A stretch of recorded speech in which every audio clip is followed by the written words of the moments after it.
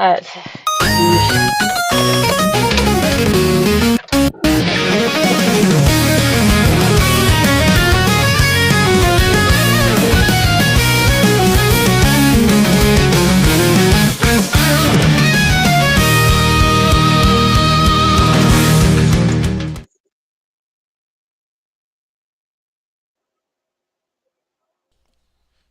You are muted. Okay. Sorry, guys. I'm on potato phone today. Okay. Here we go. I am muted. Not anymore. Hello. Yeah, Meg is here. You just can't see her at the moment. Oh, and with me, of course, is Thomas. This is whatever episode this is, 84 of Gaming with the Side of Salt. Slightly late and gay. Kids, distractions, restrooms, all that good stuff. Anyway, today is Friday, and yeah, Thomas, Oh, yes. you want to talk? Oh yeah, Of so course. Thomas Of is with course. me today. Thomas Yes, is of going course. by a new Well, name though, so it's gonna take a hot minute. no worries. That's understandable. That's understandable. Don't worry about it.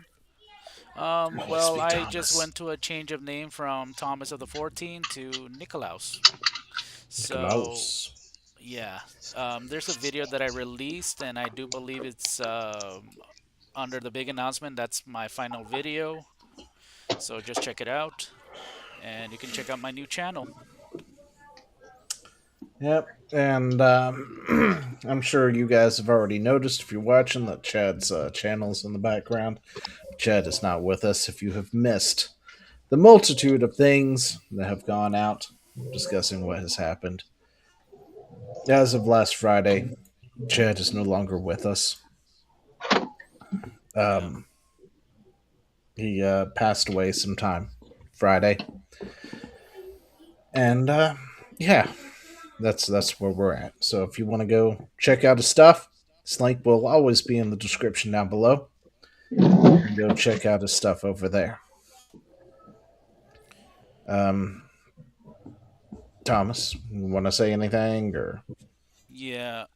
Let's just have a moment silence just to remember a good friend who unexpectedly passed away. And let's just go for a minute of silence for a moment. Sounds good. We'll give it a minute yep. then. All right.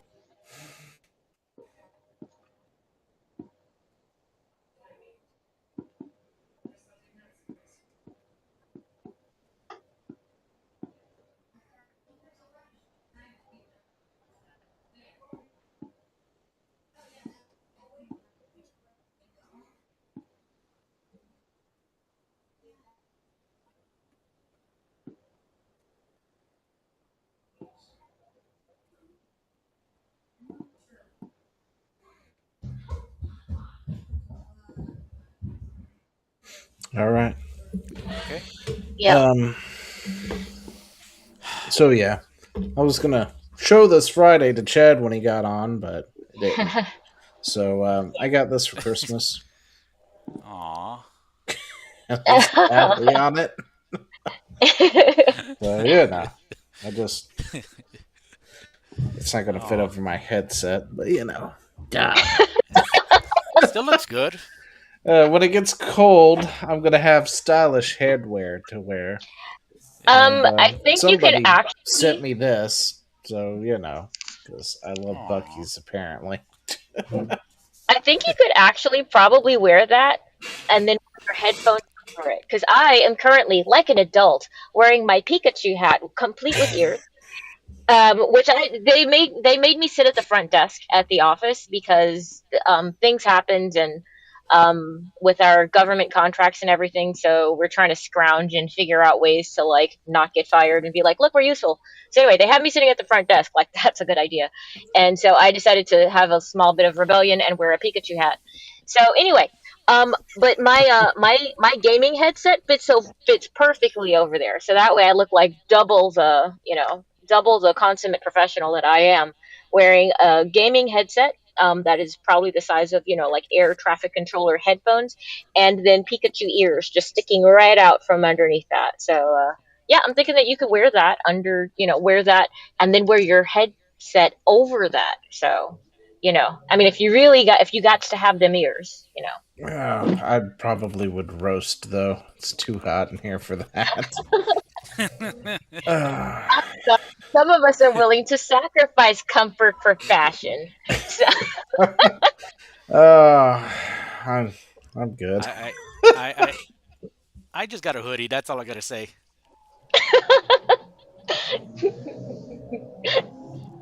It's cold here in California all of a sudden.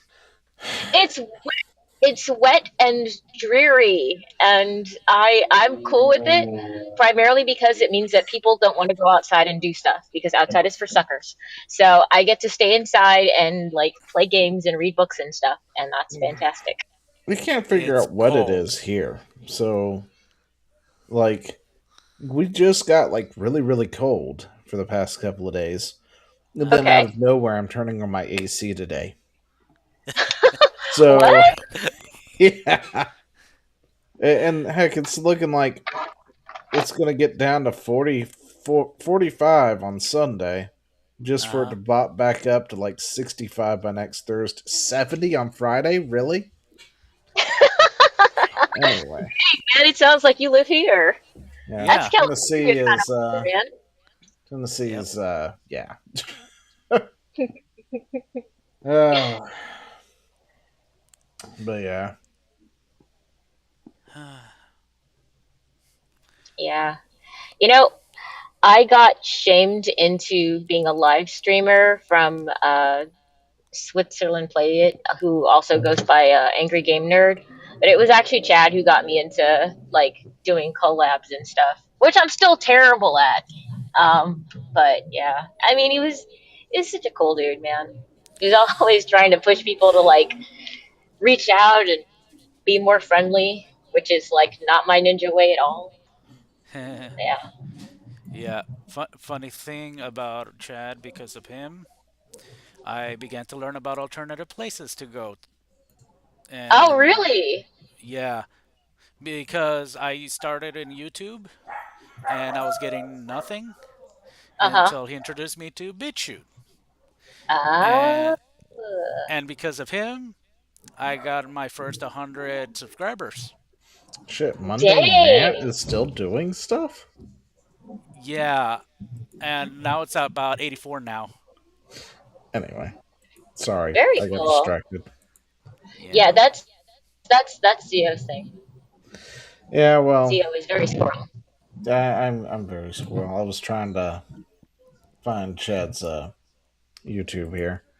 Because if you go to his YouTube, he actually utilized the short function, He was guys. very Just proud of his saying. short. And he Yep. started cranking out some shorts, Yeah. which Yeah. are great. So you should go see him. Really great stuff. So, If you're a shorts especially person, this one here, yes. because this one's my favorite. Here joins the game. Oh, wait, we don't have sound. What a shame. Entire screen, there we go. We got sound now.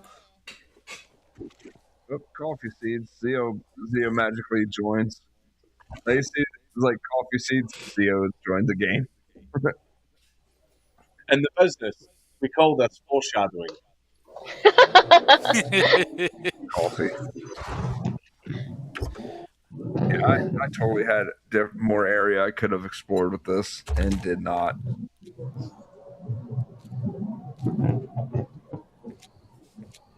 Oh, jeez. No shot. Really?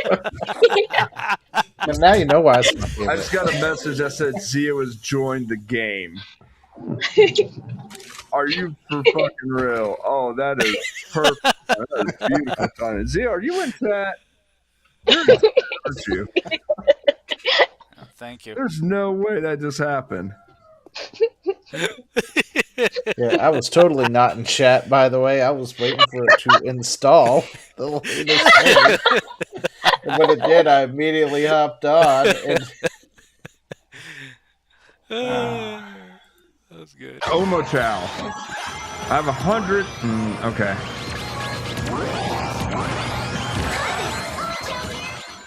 Not anymore. I have to say, Use that just in time to not lose it. Oh, Sonic that was Racing huge. seems to be so I can't much believe I better. got first on that. Yeah. I was like, oh, I got hit. I'm Hey, done. Dobby. Like, it Or Colors of Gaming, I would say. thumbs up. That's crazy that you're in BitChute on those days as well. That was just the greatest timing. Oh, popping hey, Omo Chow Colors. Right I know which way. Is What? that red? Omo Chow? Omo Chow. Welcome to the stream, guys. Yeah. Yeah, we're just taking a minute to, remember Chad, who was such a good dude and a really, dedicated streamer. Dude, he was, on that grind, man. He did, way more work than Zio or I. I don't know about Okay. you, Tom. So I don't know if this is that one clip or not, but there was a thing back when we first played this game. Okay. Oh, And no, it's- this game. It's Lethal Company. And Chad was like, yeah, you can jump that. And I attempted to jump it, and I did not make it. And then he's like, watch me. And then he does it, and then he doesn't make it either. I have no Oh, idea here if we he clipped go. it or You want to not. give it a go? That was one of the hardest jumps. Oh, I think this is it.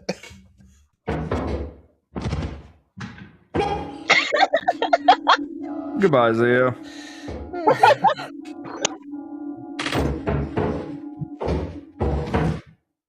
Goodbye, me.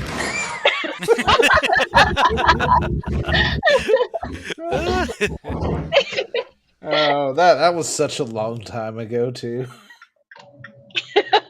Yeah, he just started doing the shorts, but he's got some of the best moments we had. Mm-hmm. For the hours I spent in VR chat. Yeah, I heard him. Yeah. The VR chat. See. Oh, there it is. Friends who play. One friend has played recently. Understatement. Doodle. Let's see. Let's see. 400 hours, Doodle. Dude, Not that much. Dang. totally Here's the not that video. much, is it? Good God. What is it? Well, let's just say I wasn't off by a lot when I said 400. You leave Doodle alone.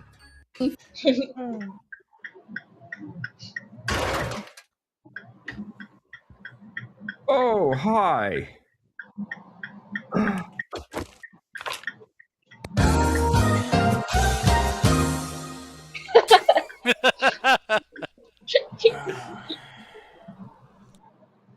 Let's see, what's this one? Well, I have way too many stories on my end, but Oh, hi.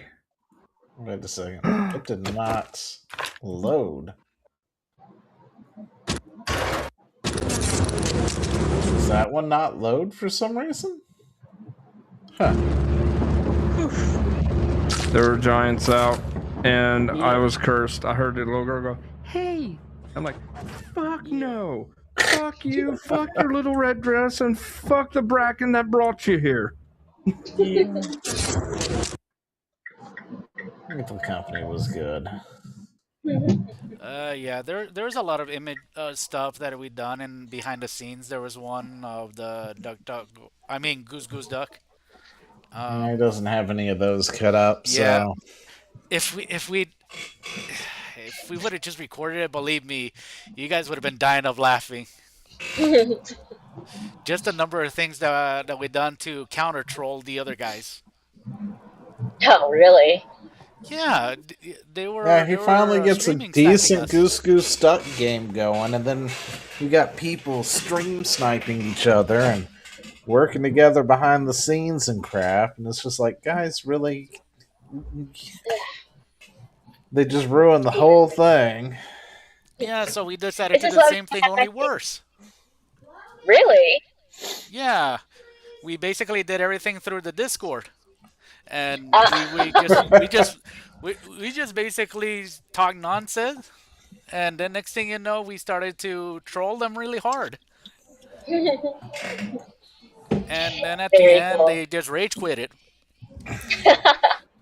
Yeah, they didn't like it when it happened back to them, apparently. Mm-hmm. Oh, But if you that's a just played the shame. game, and had fun with it instead of being assholes about it. Yeah. Yeah. Let's Let me see see. if I can find any BitChute stuff from my days. Oh, is this that one? Where's he going? It's dead end. We've been there.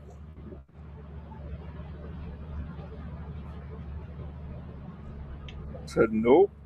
No. Is that the thing with the blob that was in my way? Having a leap of faith. Good jump. Meanwhile, He's got my perspective, doesn't he? He does.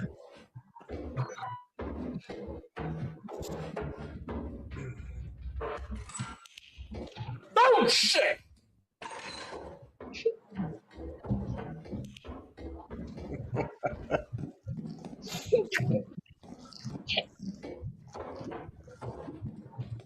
It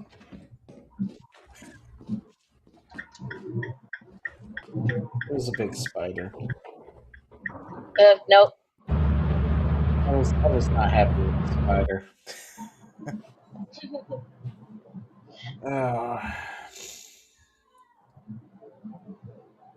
But yeah.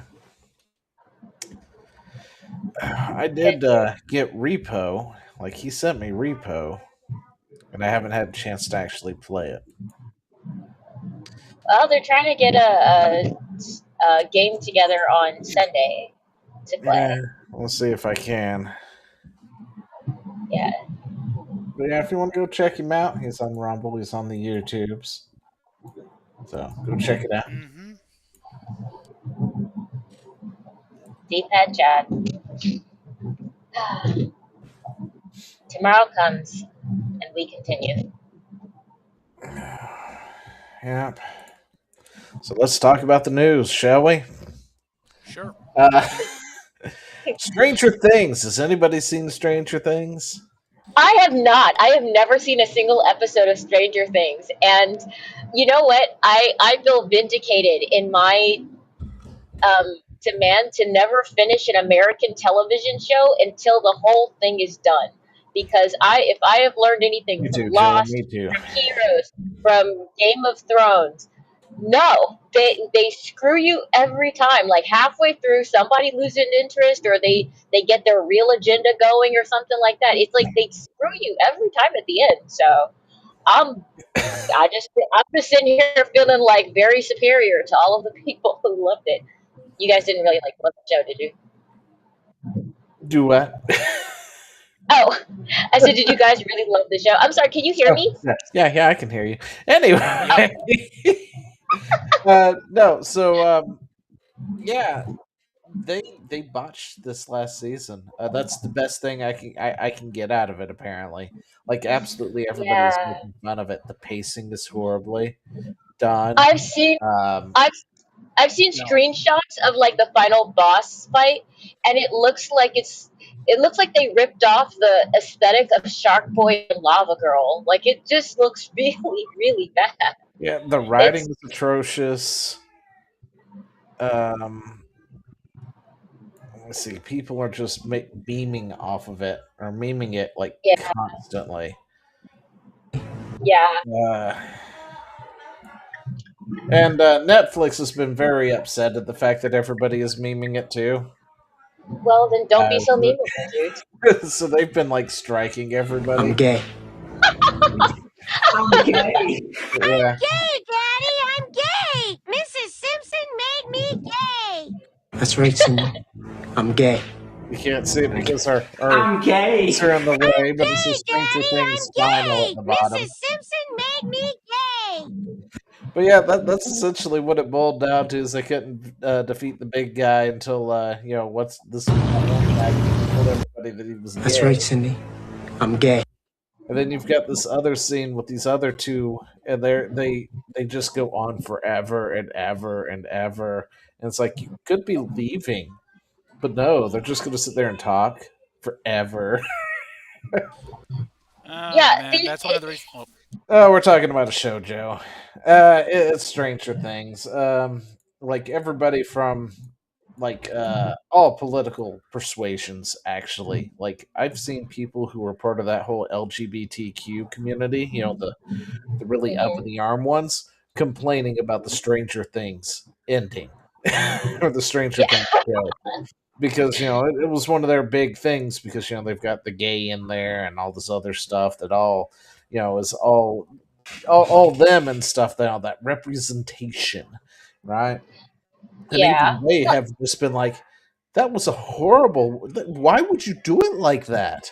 It's like, that made no sense. Like, you knew watching the show, dude was gay. I mean, there was hints fucking everywhere.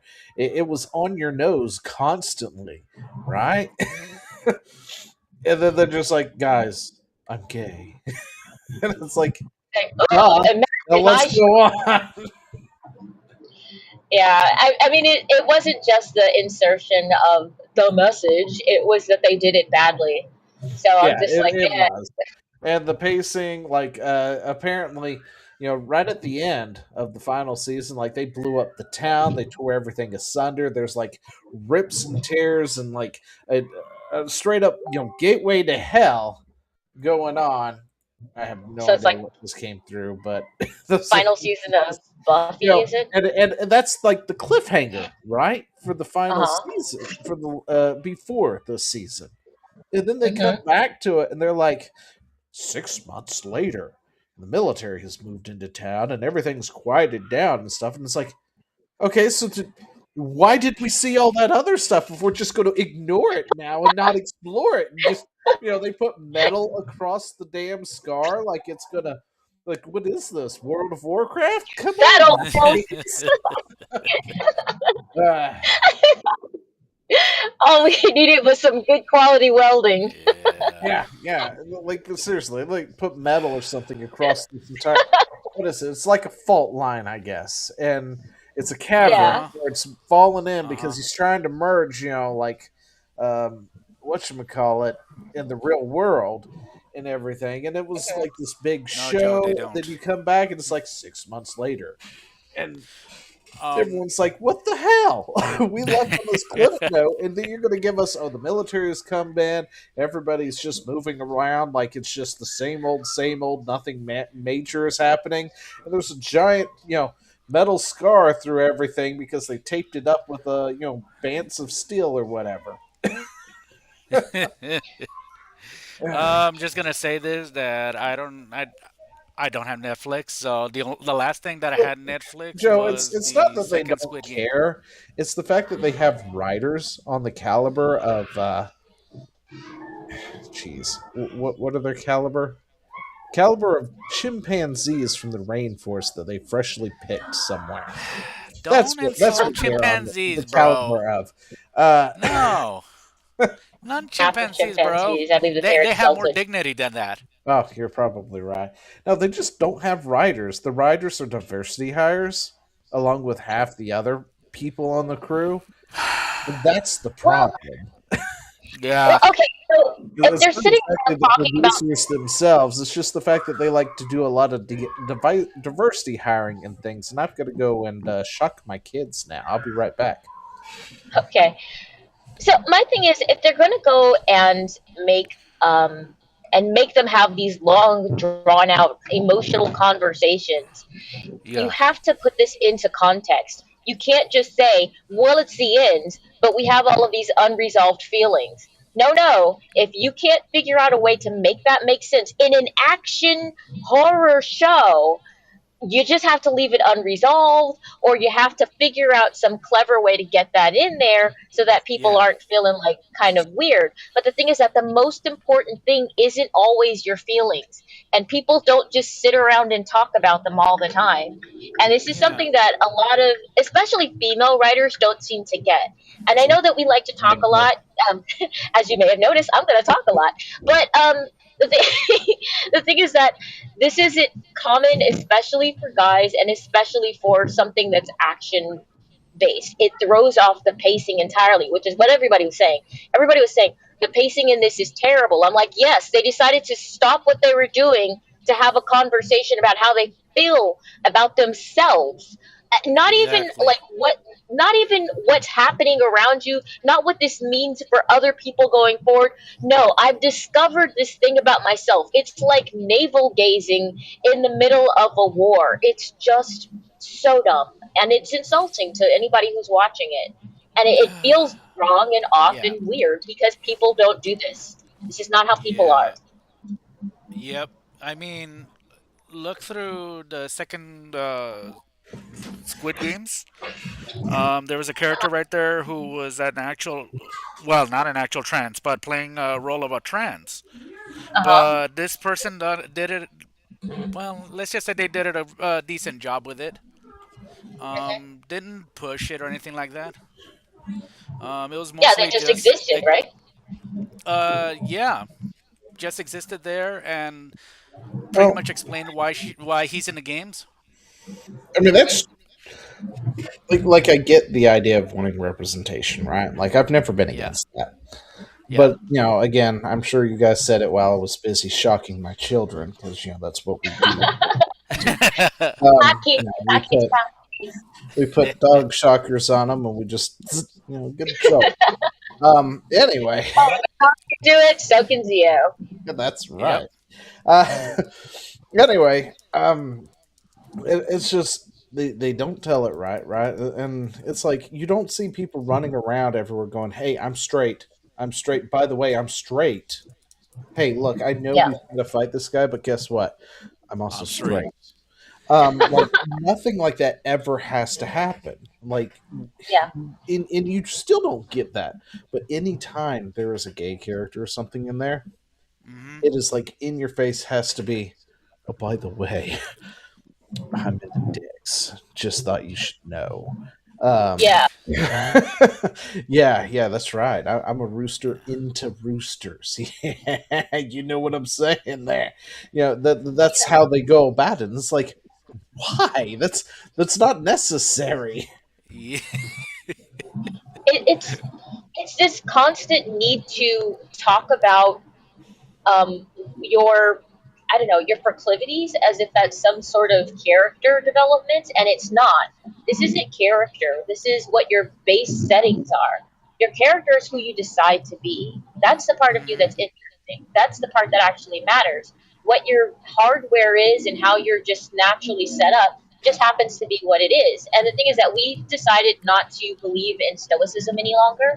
So you can't just be like, huh, I'm a little bit different. Well, all right, I'm going to suck that up and move on with my life. I'm going to figure out how to navigate. No, you have to sit there and talk about how different you are, how special you are, and wait for everybody to pat you on the head and tell you that it was brave that you got up in the morning and put on socks. It's It's really brave of you to weird. let us know that you're straight, man. I'm just saying. Yeah. Very brave. Yeah, and constantly, and the thing is that it reminds me of that line from Batman Forever, where when the Riddler meets Two Face, and he looks at him and goes, "That's never going to heal if you don't stop picking." And the thing is that if you feel a certain sort of way, that's fine. But you have to decide whether or not that feeling is valid and whether or not that feeling needs to be encouraged or it needs to be dealt with and moved on from. Sometimes we just put a band-aid on it, we put steel over it, and we continue because there's nothing you can do about it. Sometimes you just feel a certain way, but reality seems to be going in the opposite direction of that. And that's fine too. You don't have to talk about every single feeling. It's not necessary. Some of your feelings are actually invalid. Even though you have them, they don't actually line up with reality. And that's okay. It really is. And you know what's even better? when you move on in spite of that, because that's what actually makes you a good person, an interesting person, builds the character that actually does make the parts that are interesting. I think I'm done with this right now, though. Yeah, I think I'm done. Okay. But yeah, so I'm wondering if they had just hired the HBO writers. I mean, where else The can Last you of get, Us. I'm gonna be a dad, and then go, like, oh, guys, I'm gay. Like, how else do you get that if you don't hire the same people at this point? It's like Netflix. Did you really hire HBO's writers for this last season, or what? You know what? That would make me feel better if it was the exact same people, because then I'd be like, oh, good, we're not breeding more of them. They just happen to be the same ones, and they're doing the same job. Reusing the same stockpile is what it. Yeah, that would make me feel better, because then that means that there aren't a whole bunch of them. It's just very specific ones. I actually don't believe that, though. I think that there is actually just a whole slew of people who get together, they sniff their own farts, and they tell them that they smell like roses. And when they do that, they just keep getting worse and worse and reaffirming each other. What do they call it? Toxic positivity. And I feel like that's just kind of what we've got. We've just got this loop of toxic positivity that's making people who could be good writers possibly bad writers, because of the fact that they're getting bad habits and they're getting into bad ways of thinking. Just thought about it. They're probably writing The Witcher 4 as we speak right now. Oh, by the way, I'm also gay. See it now. Critical Drinker would do that when he would.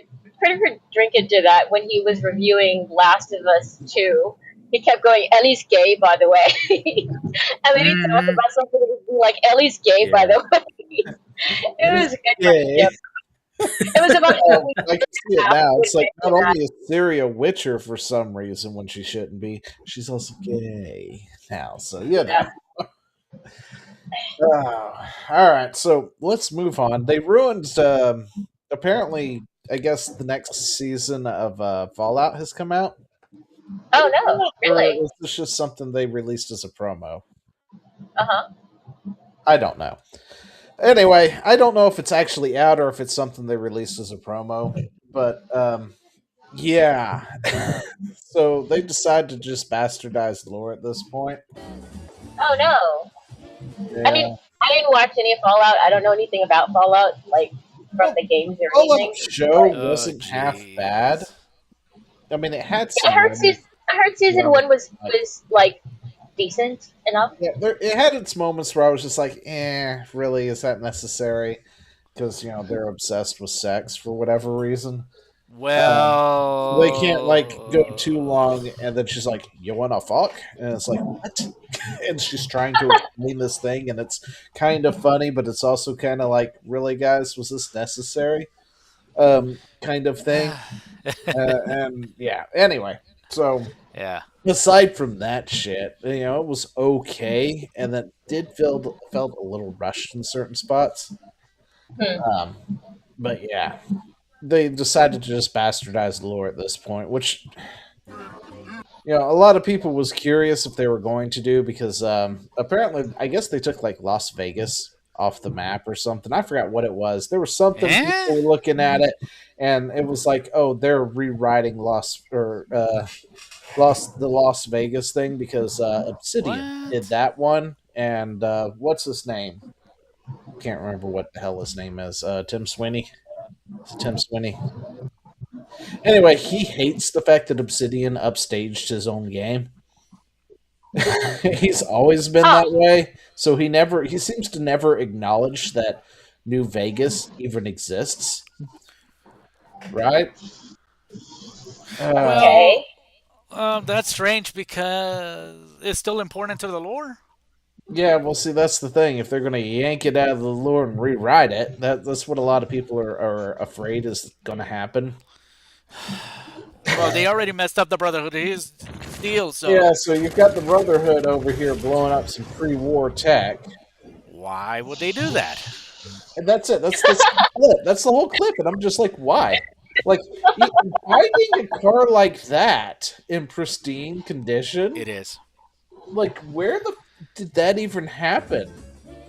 Never. That never Where happened did at they all. find that? Why would they blow it up? And you've got like the highwaymans, from the first game who ran around in a car, and it's like this here. Why are there no cars in the Fallout games? The answer: the Brotherhood still blew it up. That's what we're getting at, right? And it's like you guys realize that there are cars in the Fallout games, right? Like, there's cars in every single one of the Fallout games. Yeah. And when you Fallout blow 1, them Fallout up, 2, they make a small Fallout. nuclear explosion because they're powered by fusion. It's still working, Good for It's traps. just you don't have the ability to put it back together. Yeah. That's it. Okay, so here's my question then. Why do you think that they would do that? Do you think that they've got enough? They feel that they have enough normies that they don't have to stick to the lore anymore? Yeah, it's That's the possible. problem, though, because they just move those.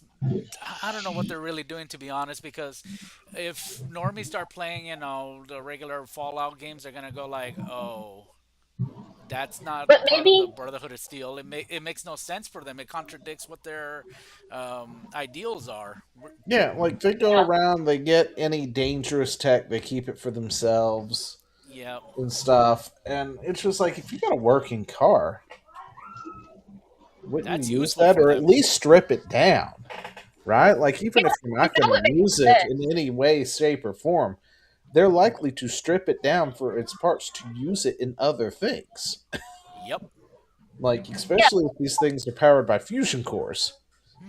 Those Yeah, are very, so very necessary for all of their power armors. Yep. yeah, so my curiosity was like kind of like when you got the X-Men movies, you got the Marvel movies. There's all this really deep lore, but they're like, okay, we need to find a way to condense this and make it make sense for someone who has not played any of these games or does not know any of the lore. Like, they're coming in cold.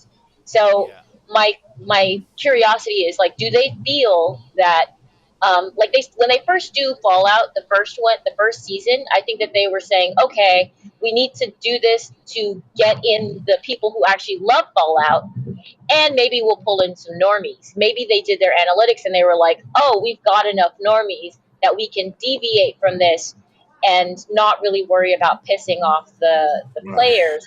That's Also keeping in mind all of the lore is just too much work, and condensing it would just be too much to do, and so they just decided that's like, this is the best faith interpretation that I can possibly give, because otherwise I'm like, oh, they just did a Witcher. So see, that's the thing. They don't have to do any of that. That's the problem.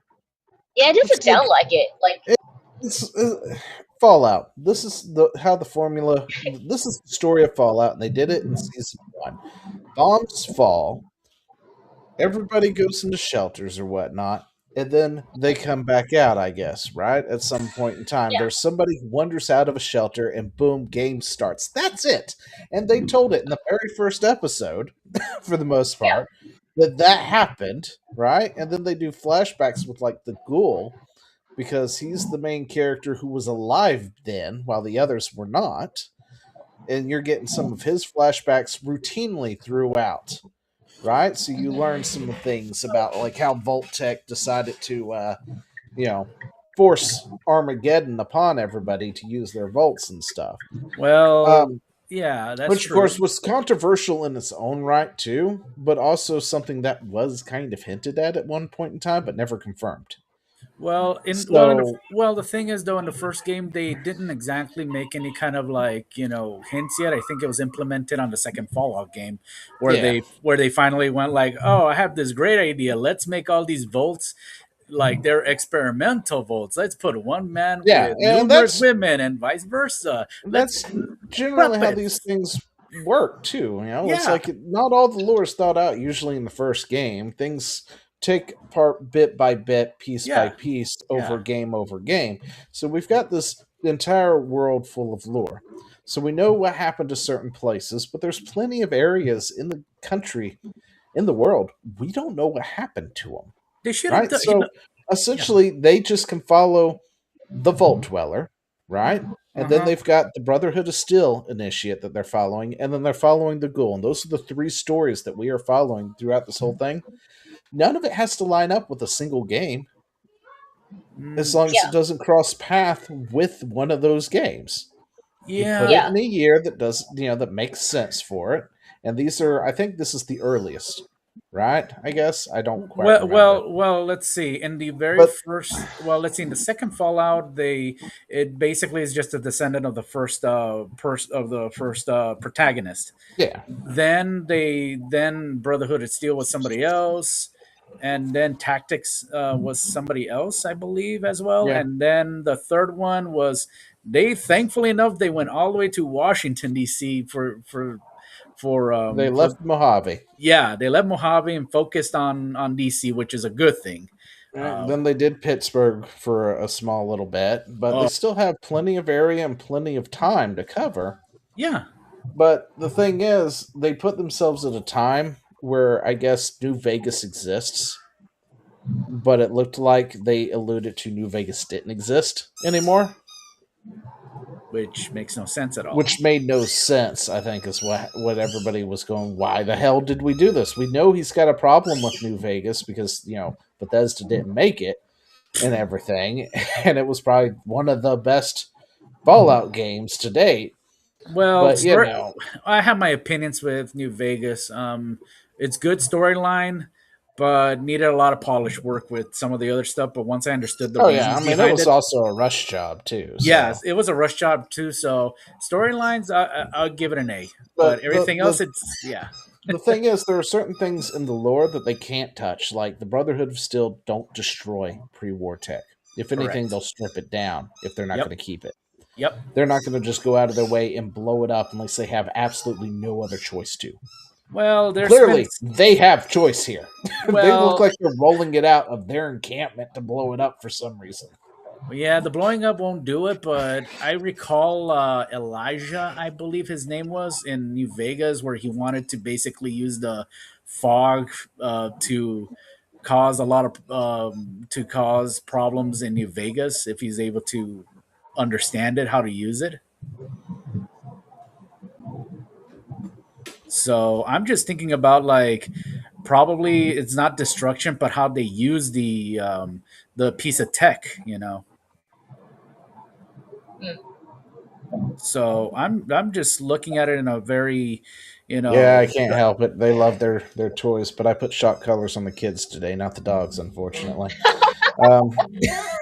Hey, good work, man. Keep it up. Anyway. All right. But yeah, you also have different Brotherhood of Steel chapters that do different things. But their overarching thing is still to preserve technology for the most part. It just feels off to see them blowing up something. Unless, however, there might be a different kind of cutoff from the group. So it might be. I mean, as long as they have a good explanation for it, I'm generally happy with it. It just feels like that they're purposely walking on the lore for no reason, because there's so much you can do with it without bastardizing the lore. Well, it's so open-ended that you can do a lot with it. Yeah. Right? Yeah. I mean, hell, you could bring energy back, which is what they were doing at the end of the season, right? They were starting up a fusion or cold fusion reactor or something to bring electricity back to the wasteland, essentially.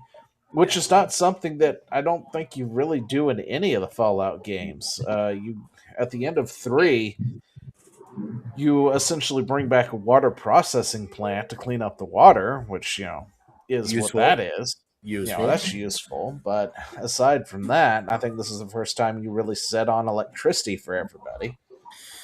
So if it finds out that they were cut off from the Brotherhood of Steel and they're doing it because they don't want anybody else to get their hands on technology, it could be Enclave too.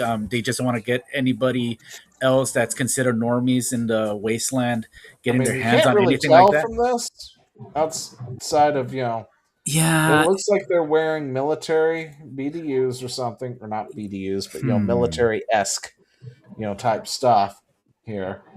So you've got power armor, and if it ain't the Brotherhood, it could be the Enclave. The Enclave very much could and probably will blow up just about anything because they're about power, and they don't care what they have to destroy in order to take it. So yeah, so we'll find out. So I'm hoping the that Enclave is also the remnants of the U.S. government. So well, yeah. I mean, the Brotherhood of Steel were just the military, and the Enclave were the government, and they. And if you play the second game, you'll actually find out that the president wanted to wipe out everybody that's considered normie at that time. And look, for some reason, he looked like Richard Nixon. Because Richard Nixon was good to use for that. Yeah. Yeah. All right. This is the same thing. Oh, I hate this show so much.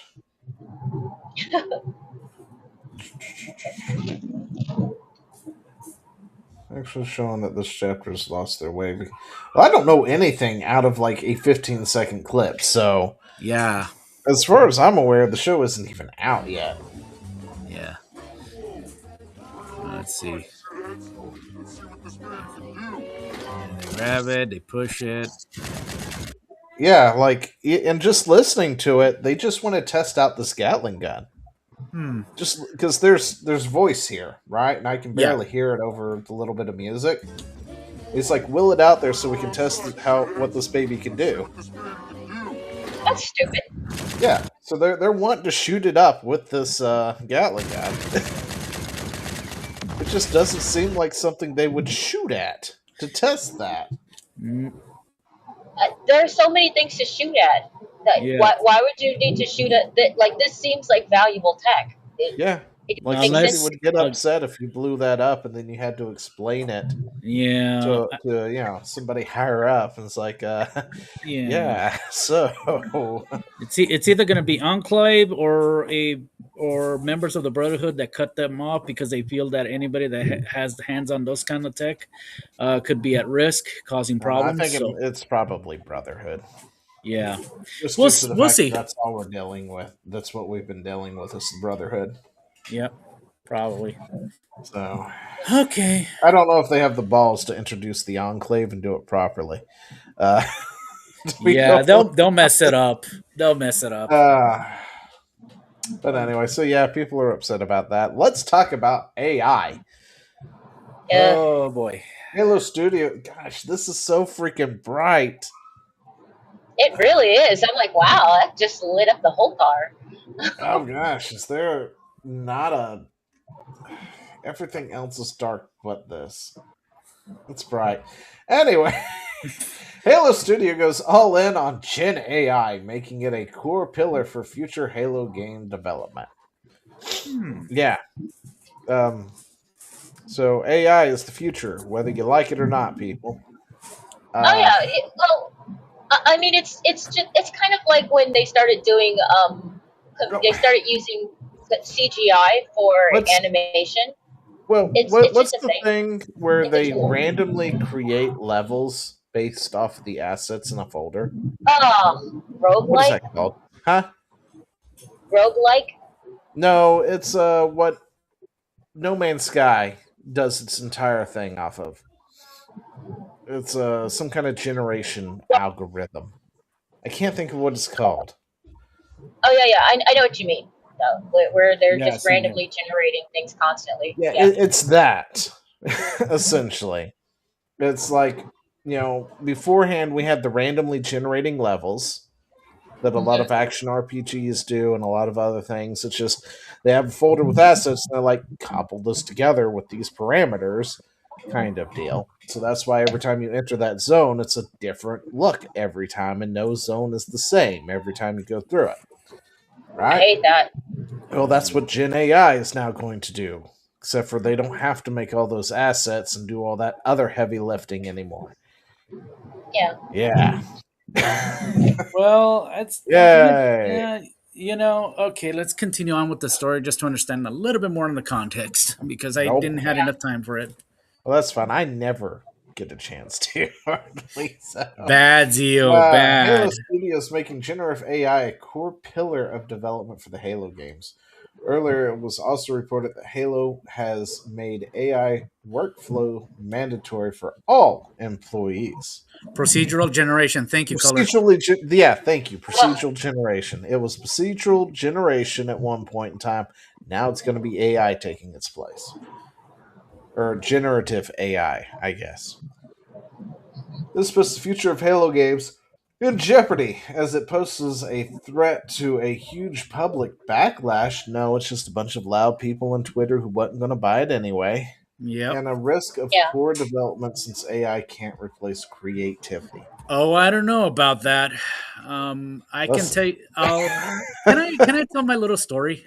Okay, let's go. What story? Okay, so I decided to. I'm a fanfic writer, so I needed to put a story well together, and I came up with the idea, and I started to write. But the problem is that whenever I write, I am very terrible with fighting scenes and certain emotional moments. So I just wrote the draft for it, and then I told the AI specifically certain ideas what I want, and the moment it plunged out at the results, it looked better than what I had in mind.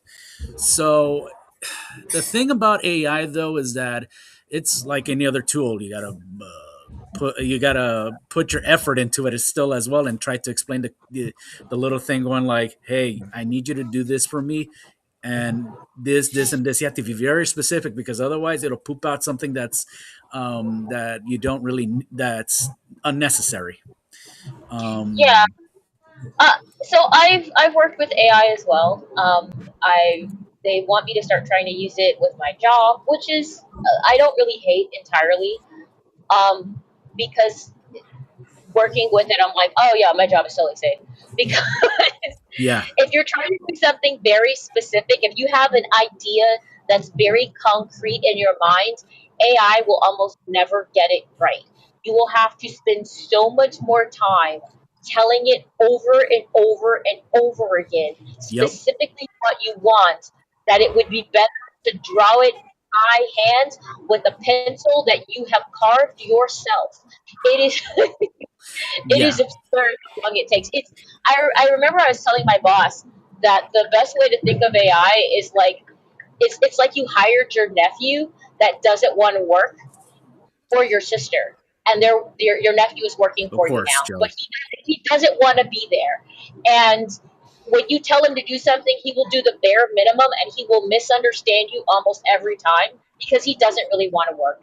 But so it's kind of like that. Like I've actually had AI complain to me that something would take a long time, and I was like, yeah, I don't. This is your job, though. Like, I need you to do this I thing. don't know how that the AI. Oh, sorry, Joe. I don't know how that works because all I do is think in picture. Like I don't understand people who can't think in pictures. Well, I can. Well, yeah. See I mean, things. yeah. I mean, here's the thing, though. It's not much of a problem. I think much of the issue it's more the fact that I'll say it as it is. AAA games are have declined on their creativity. Yeah. So because of that, they're forcefully using AI right there to be able to get, oh yeah, Angela has her own consulting. Somebody read that real quick. So this new chief of staff over Halo Studios, by the way, is Angela Hessen. Now somebody read that. Angela has her own AI consulting. Who would have thunk it? Know what? Guys, I have this great idea. Gen AI. We're going to push it all over the company. And my company is properly equipped to help with that. Yeah.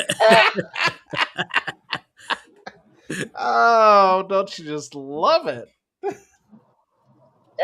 That's the NGO thing all over again. It's just gross.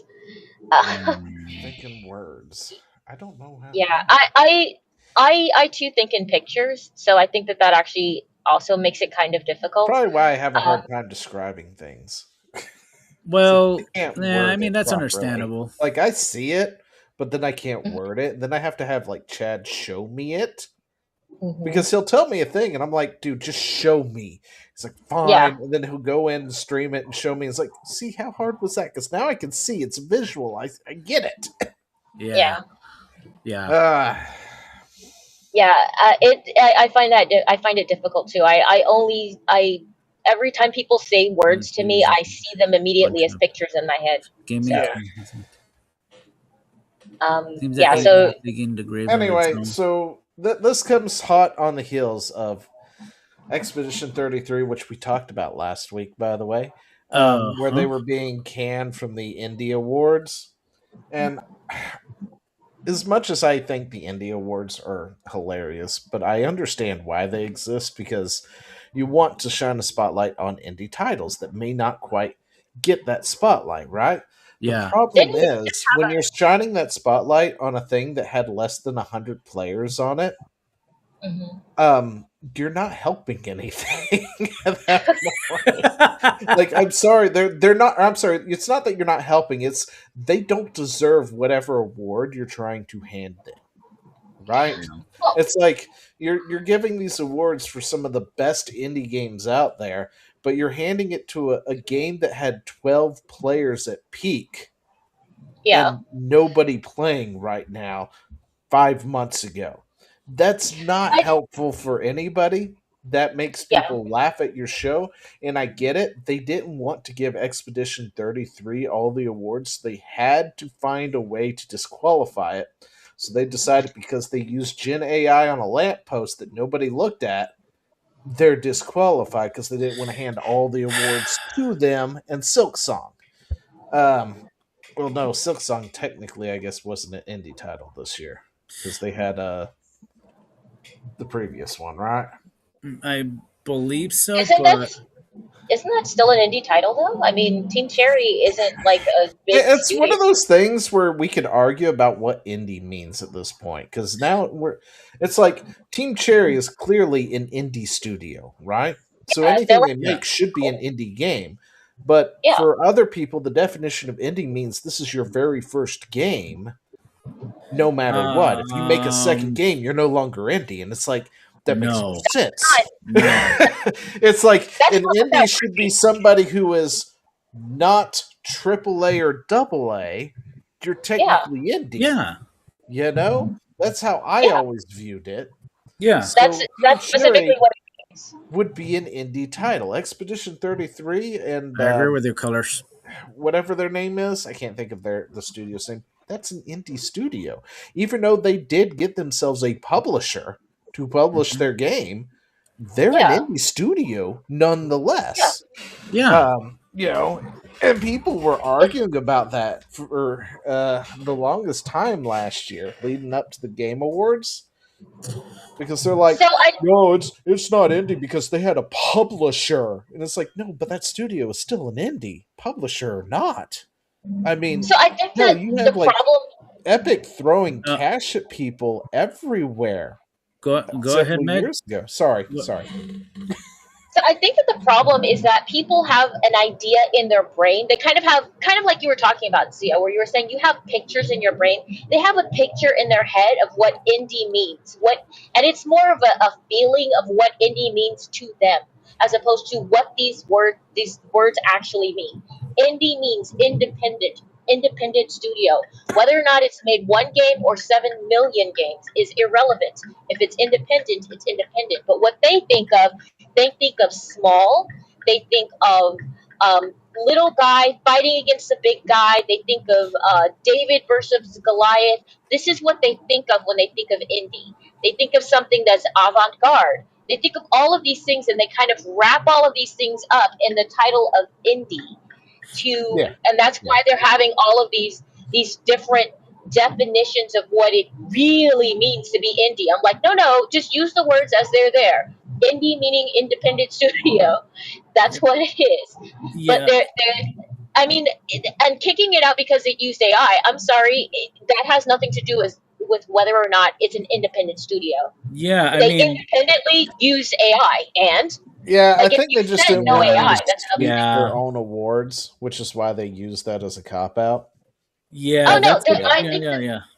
Sorry. I totally think that they're just artsy fartsy pretentious people. I remember we had ourselves a good award to somebody who only has like 12 players on it. It's just like they don't deserve that award. I'm sorry. Yeah, here's the thing what I like about what Expedition has done, which basically understood how to use the AI the right way, which I have to Yeah. give them a big applause because in all Well, yeah, honesty, I want to learn how to do that because they basically just took only some parts of it and then knew where to put, their assets and everything else with it and then just made it work. So it's amazing. They did an excellent job on it, and they should be Joe, are applauded you for that. pretentious? Yes. But no, like there's right ways, obviously, to use AI and wrong ways, and no matter how we slice it, somebody's going to lose their job at the end of the day. It sucks. It happened when automation happened. When we had machines start putting the tires on these, whatever cars coming off the line, people lost their jobs over that, and it's progress. There's nothing that's going to stop it, unfortunately, unless we become communism might actually stop it. To be totally honest, we could go ahead and get communist. That's true. Then we can force everybody into these positions. So AI or not, they're forced to still be paid or forced to still do this job, regardless of whether the AI is there or not. Why is there bots on Twitch again? No idea. I think that's just Twitch for you. They kind of they have not changed much at all. Burned. Anyway. No, it's one of those viewer bots. It's one of those cheap viewers, blah blah blah. It's like, nah, you can get banned. I'm okay with them. I'm okay with them kicking them out because I wouldn't be okay with a fully AI made game winning indie awards personally. But I don't think they thought about it before making. Yeah, they just shot themselves in the foot for that. So like AI is not powerful enough to actually make a game from the ground up. If I need it to make a backdrop to something, it could do that. Yeah, it could. With 15 different prompts. And, like I've said in the past, it's that time that artists and stuff who work in that field, who are going to have to deal with it, probably should learn to adapt with it.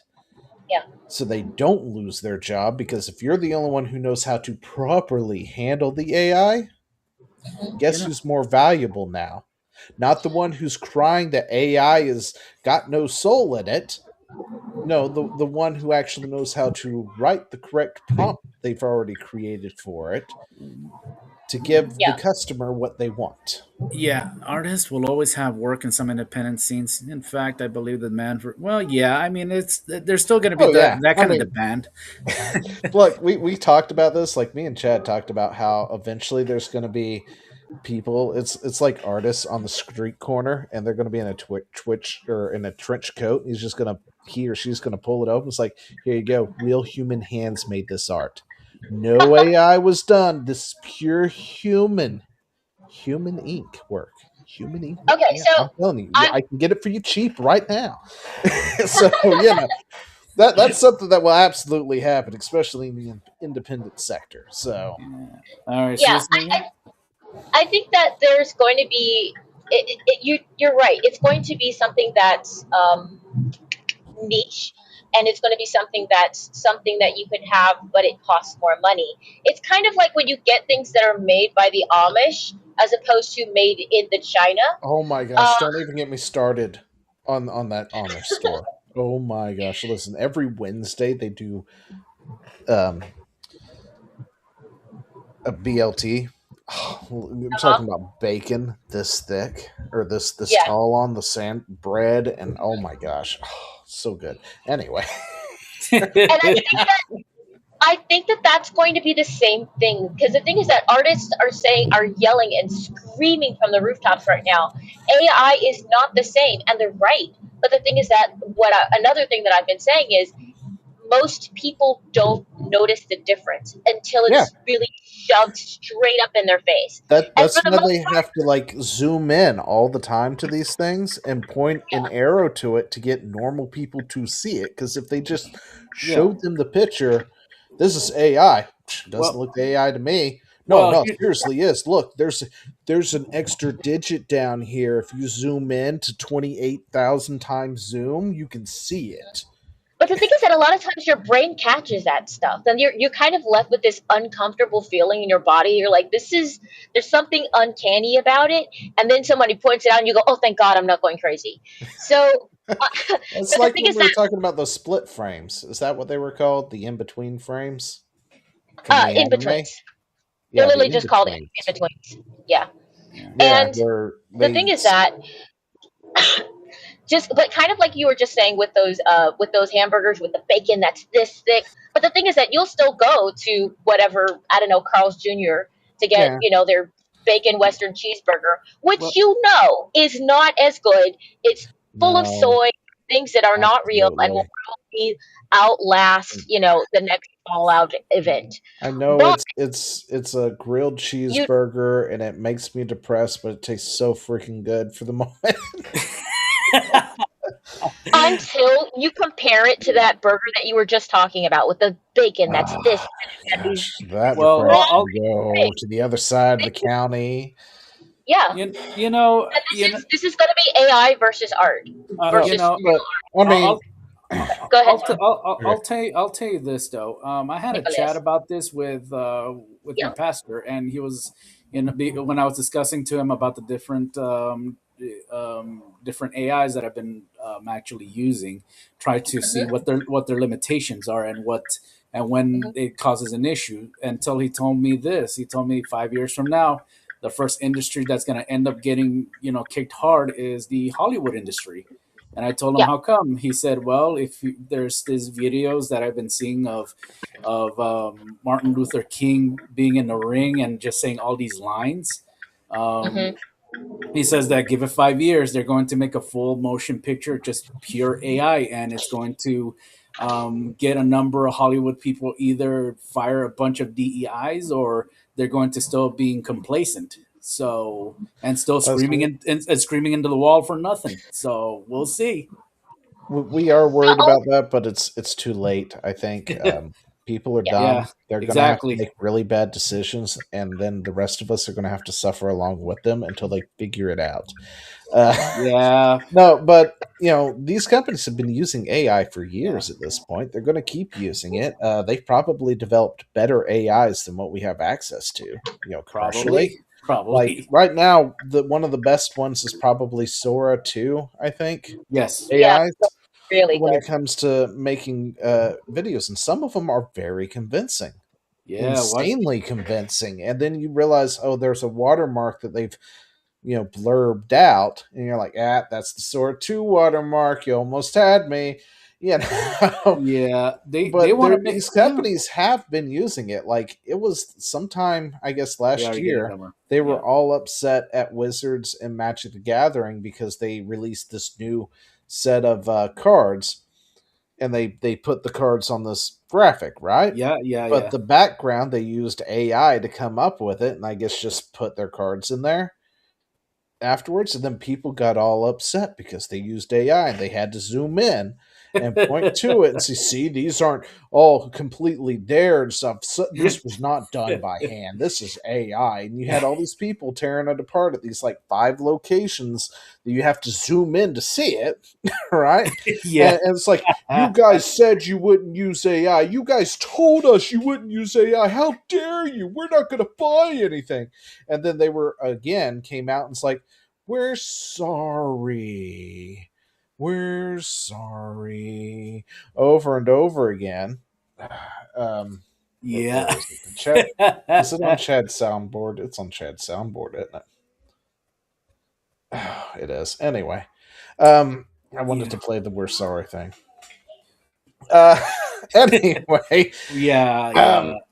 I'll take and they did it. And then what happened a few months later? They did it again. And then the same people, how dare you?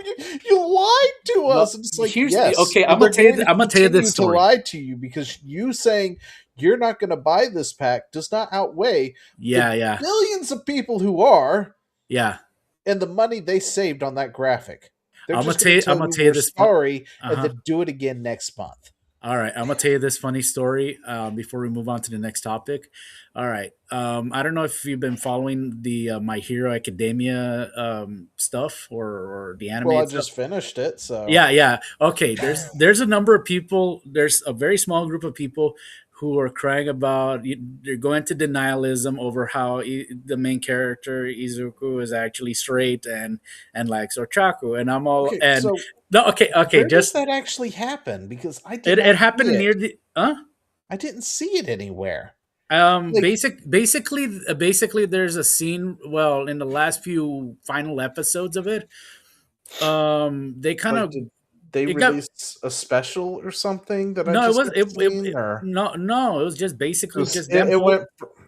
Hmm, okay. It basically just holds their. Oh yeah. It basically they were just holding hands. They're very close and they look kind of like there. But anyways, this small group of people were like going like, how can they yaoi and all this other stuff, and what I did was I out of pettiness I used the AI art to put Ochaku and Izuku kissing each other, and I posted it up on Twitter.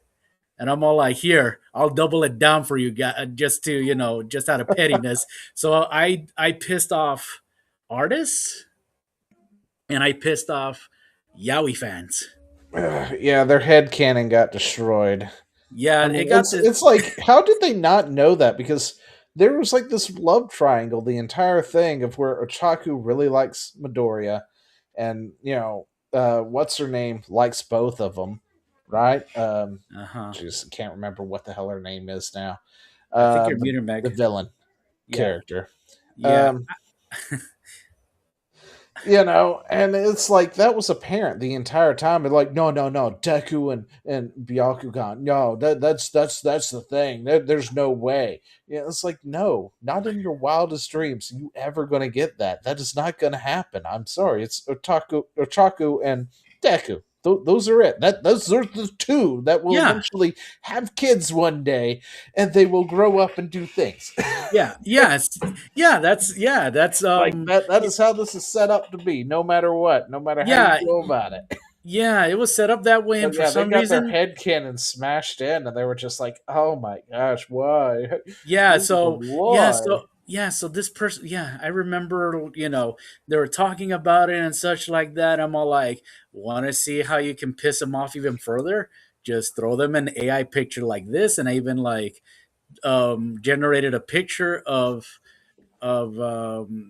Deku and Ochaku kissing. AI watermark from there, so it definitely pisses off. I would imagine I already got blocked for it because I was just showing it off, and then like this is how you double it down. And then if you want to make it worse, have them in a married clothes. If you want to make it even worse, have them have a child already. Anyway, so Square Enix plans to use generative AI to automate approximately 7% of its repetitive Q&A and debugging tasks by the end of 2027. Ooh. Interesting. Okay, and people are having a cow over that, right? Well, it's like $100 games made by AI slop. That's the future. No, that's not what that means. I'm sorry, guys. But anyway, no, I have no problem with that for the most part. It's just, what is it? Just checking out like what's it's repetitive Q&A debugging tasks. It's the repetitive. This is what they have right now, right? They have a real person. Okay, the person is sitting here at a desk with it. Mm-hmm. They have a book. And they're like, okay, so what's the problem? Flipping to the page of where that problem. Have you tried this? Have you tried that? The person giving you this information doesn't actually know it, for the most part. They're reading from a book, for fuck's sake. So if you're gonna automate it with a AI, so be it, I guess. Yeah, it's not that big of a deal. Yeah. they're aiming to improve efficiency and reduce costs and quality assurance processes. But as it stands right now, a lot of these companies don't even have QA to begin with. Quality assurance programs. It's like they took their quality assurance programs, let them go a long damn time ago, and it's been some guy with a rat in a broom closet, debugging everything anyway. Yeah, I mean, if an AI is able to issues as modern day games have had. Yeah, I mean, yeah. Well, modern games are not even doing they're doing a piss poor job on, well, not all, some of them are not even doing a good job trying to improve the some of the bug issues. So I'm kind of glad the AI is trying to look for any kind of like errors and correcting it. Yeah, I think that's actually one of the problems that we have when it comes to AI replacing the people. The good part of it is actually that we the good part of having humans is the quality that we get. It's kind of like that, going back to that hamburger analogy that you had, Zio.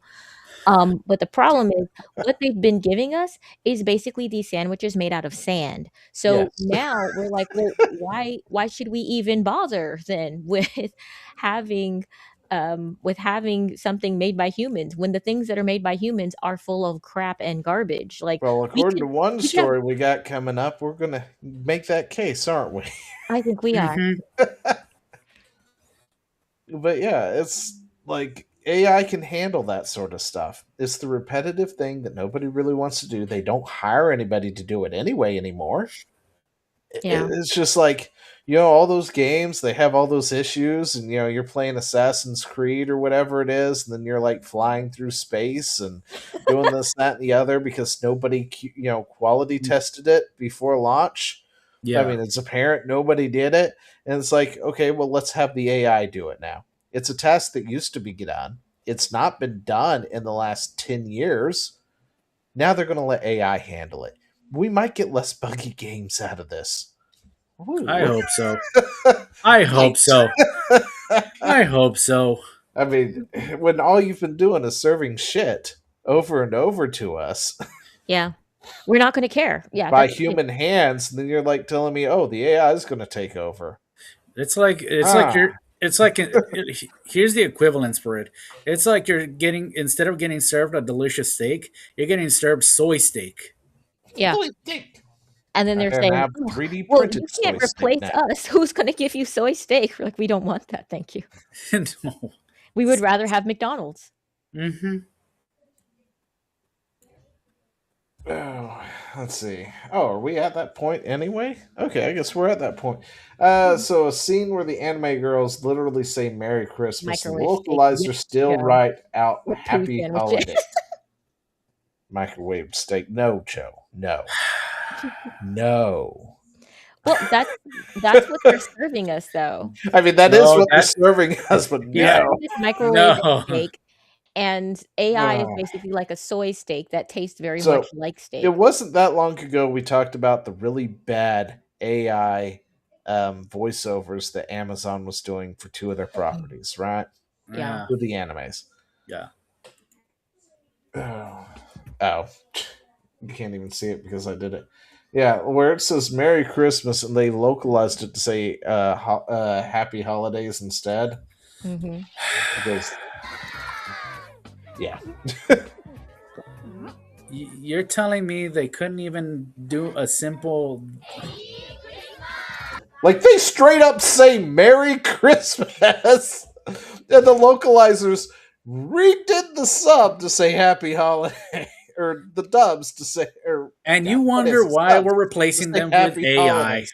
And you wonder why, when you guys were all upset about the really bad... and let me tell you, it was really bad dubbing that Amazon did with those 2 animes, and why I said I will endure this really bad dubbing because in about a year or so we're going to have better working AI that can handle it and do it better year after year, and then we won't have to have these localizers anymore. Exactly.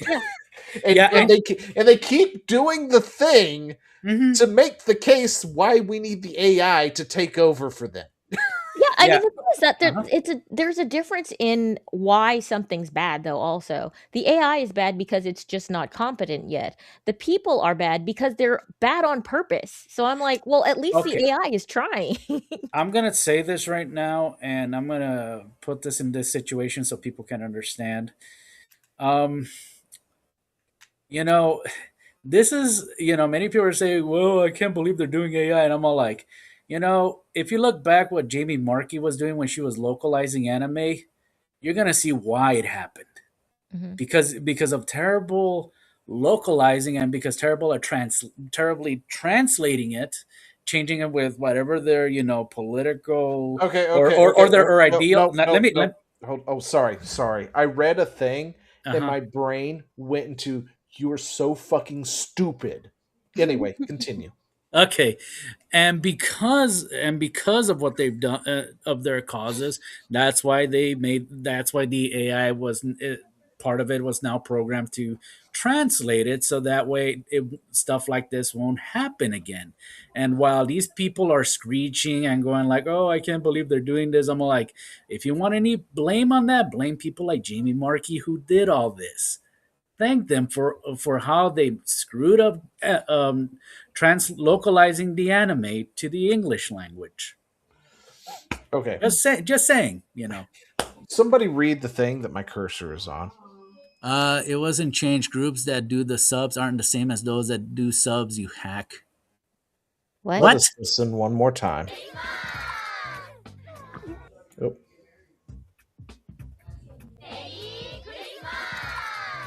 Really? Like they straight up say it. And you're gonna tell me it wasn't fucking changed? The katakana says, like the kata also says "Merry Christmas" for fuck's sake. Most of Japan is even the Reddit thing. Like it all says it. And you're gonna sit here with a straight face and tell me they didn't change shit because they're different. Yeah, different people who do the dubs are different for the subs too, So actually, they didn't. It all fucking says "Merry Christmas," you fucktard. Like seriously, how stupid are these people? Anyway, well, I don't think that they're. I'm sorry, I saw that and was just like, are you? Like, I can't with these people anymore. Like, especially this one here. Evans is like the fucktardest of the fucktards. Like, he couldn't get any dumber if he tried. All the damn time. Okay. Always taking shit out of complete context. And saying the most ridiculous things out there. And it's just like, okay, now how here's do you exist. Yeah. Anyway. Look. Here's the thing, though. Back when we had anime in the early days when they were translating stuff with Pokemon and such like that, okay, it was laughable when you mistaken don't. Huh? I'm reading the chat. Okay. So I understand when when they translated onigiri and donut, we had a good laugh about it once we learned what it really was, but nobody cared about that. But when you start doing stuff like that's insulting. Yeah.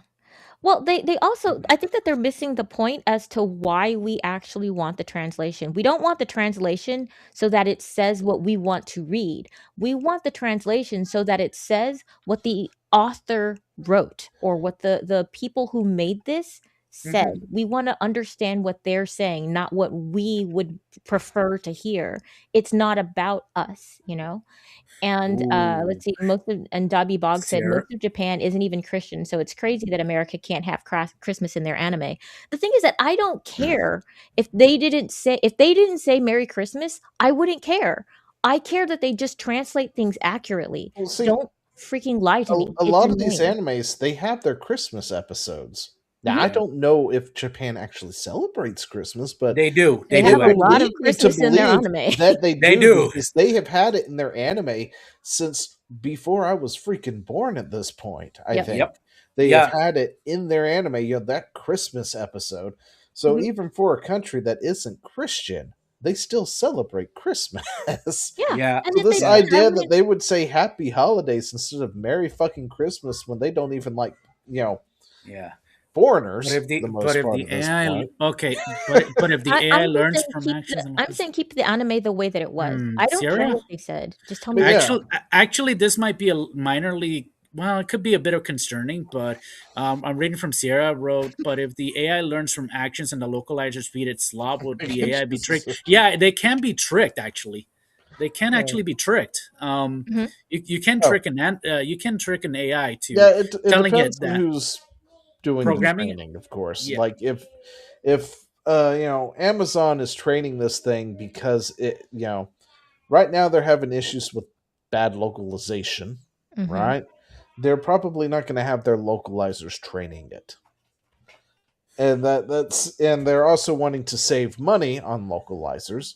So if you've got people saying that if their thing is going downward in profit because people are upset about the localization, I could see them not having the localizers, actually train it. They train it through somebody else. yeah. I'm Well, pretty. I think Yeah. that when it comes to translation, it doesn't necessarily come down to localizers, though. It just comes to actually what are these words? Translate these words, Yeah, and I think that yeah. there's going to be some kind of there is some room for interpretation because there isn't a one-to-one. This word Yeah. means this thing, I mean, but but at the it's same usually time, I think I would capturing a rather concept. have a lot of it just traditional. Yeah. It's like back in the day when Pokemon first aired, they turned rice balls into jelly donuts because they were afraid that the kids they were sending it to, and for the most part, we probably wouldn't have.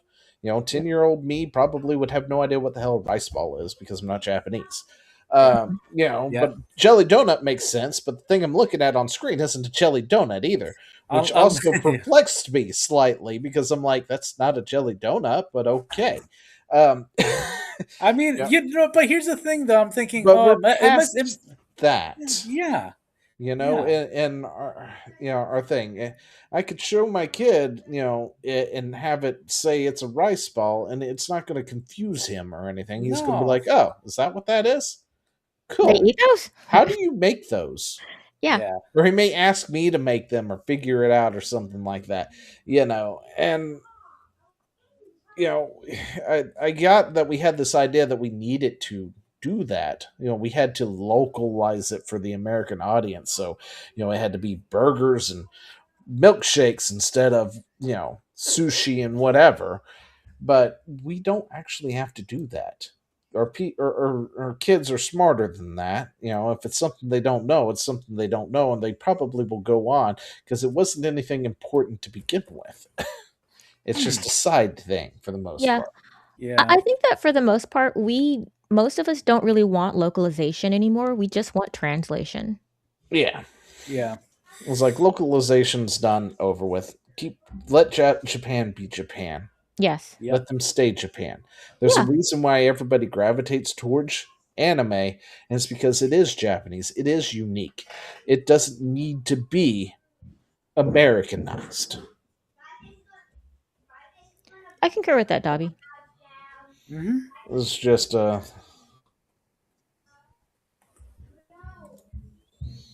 Bad localization is just soft colonization. Yeah. What a lot of left-leaning people would call whitewashing, but for culture.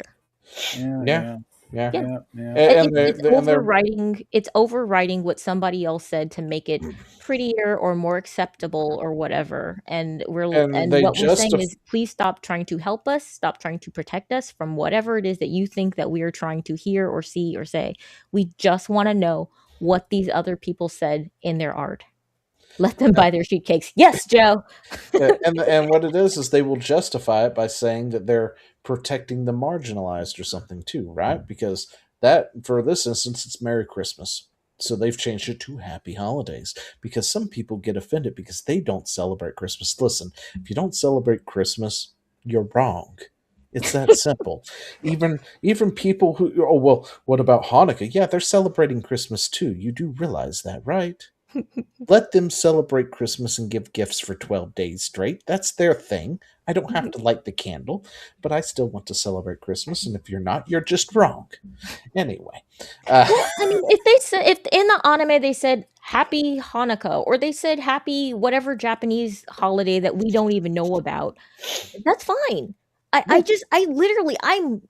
am just, as an artist, just like, can I just find out what the artist was trying to say, what they were trying to convey, what they were trying to tell us, what was their vision? I'd like to know it, please. Yeah, and I wish Don't we get in the would way. just keep that too. And I wish Japan would also learn it, because Japan has been notorious for doing this sometimes too, right? Like they'll release like Digimon for the most part.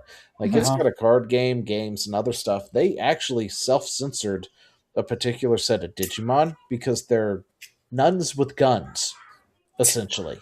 Right? And they didn't want to offend people in America and in the Eastern world or Western side of the world or whatnot, right? They didn't want to offend anybody, so they gave them like a new variant of their Digivolution line or some weird thing like that. So they're not nuns with guns, right? And it's like, I wish you guys would stop that. Like, seriously, whoever told you that we can't handle nuns with guns, they lied to you.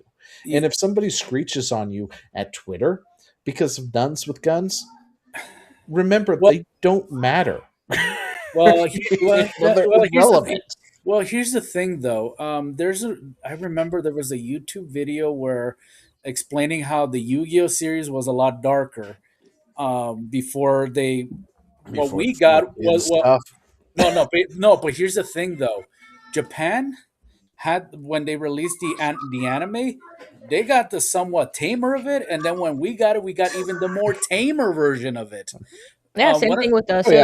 So it's not uncommon for that to happen. I think it has to do more with the with their broadcasting, where they have to follow certain rules. You know, I think it depends on what they decide to broadcast it for, right? Yeah. Like if it's something that is more of a kids-oriented show, when we do get it, it absolutely gets censored from its Japanese counterpart.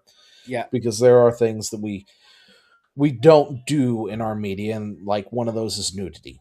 Well, in Japan, it's more acceptable over there, and it's not a big deal, right? Meanwhile, over here in America, it is a big deal to see titties flopping in the wind, you know? And so we censor that sort of thing. Or they censor it because they know it's a thing. Somebody censors it. And that's fine when it's a kid's show, right? If you're releasing, Pokemon, Yu-Gi-Oh, that sort of thing for the kids, fine, whatever. It sucks that they've done this, that, and the other, but it's whatever. It's for the kids. It's for the 7-year-olds. It's for the 8-year-olds. Whoop-de-damn-do. Yeah. But then when you take another show that clearly is not, is not going to be dubbed and shown to the kids on Saturday morning, you don't censor that. Don't worry about it. It's not necessary at that point because adults are watching this. So my thing is, I don't care if they want to censor their own stuff. If they're like, we want to put this out to America, but we don't think that they're going to really like the cut of our jib, so we are going to censor our own stuff. Okay, I have a problem when someone decides to censor it for them. This localizer who has nothing to do with the artistic process whatsoever decides, I'm going to fix your work for you because I know better than you do. I'm here to fix your art crowd. I hate those people. Those are the people who piss me off the most. I'm like, just let them say what they want to say. And if they want to change their message to us, the Americans, okay, that's fine. Wish you wouldn't, but okay, that's fine. I'm not offended. I accept that. That's what you want to say to us. But if someone else decides to come along and try to fix their work for them, that's insulting, it's wrong, and it's not what I've asked them to do. It's not what I want them to do, and I find it offensive. I think I'm done now. Well, yeah. There's a lot of AI stuff that, and at the same time localization and such like that. It's still a mess even to this day, and I'm hoping that one day it'll get fixed out. But I'm not holding my breath. Well, like I said, I don't think that we're looking for localization so much as we're looking for Or translation. translation, yeah, Yeah, yeah, I yeah. don't need them to localize stuff for me, and I think Yeah. that the world has grown to the point, the Well- world's gotten both bigger and smaller at the same time, to Yeah. where we don't need to have them call it a jelly donut. You can still call it onigiri, and when someone says, "Mom, what's that?" and be like, "Go on the internet and let's look it up together," because we can do that now. We don't have to go to like the World Book and hope it's in the Encyclopedia Britannica. It's Yeah. not the same kind of world. It's gotten smaller and bigger at the same time. So we can find out things. We can be more curious. We don't need this this wrapping things in bubble wrap so that, you know, we don't confuse the younglings. Let them be confused for 5 seconds because the internet's right there. They can learn about it now. Yeah, and the younglings learned from us anyway in things that were there.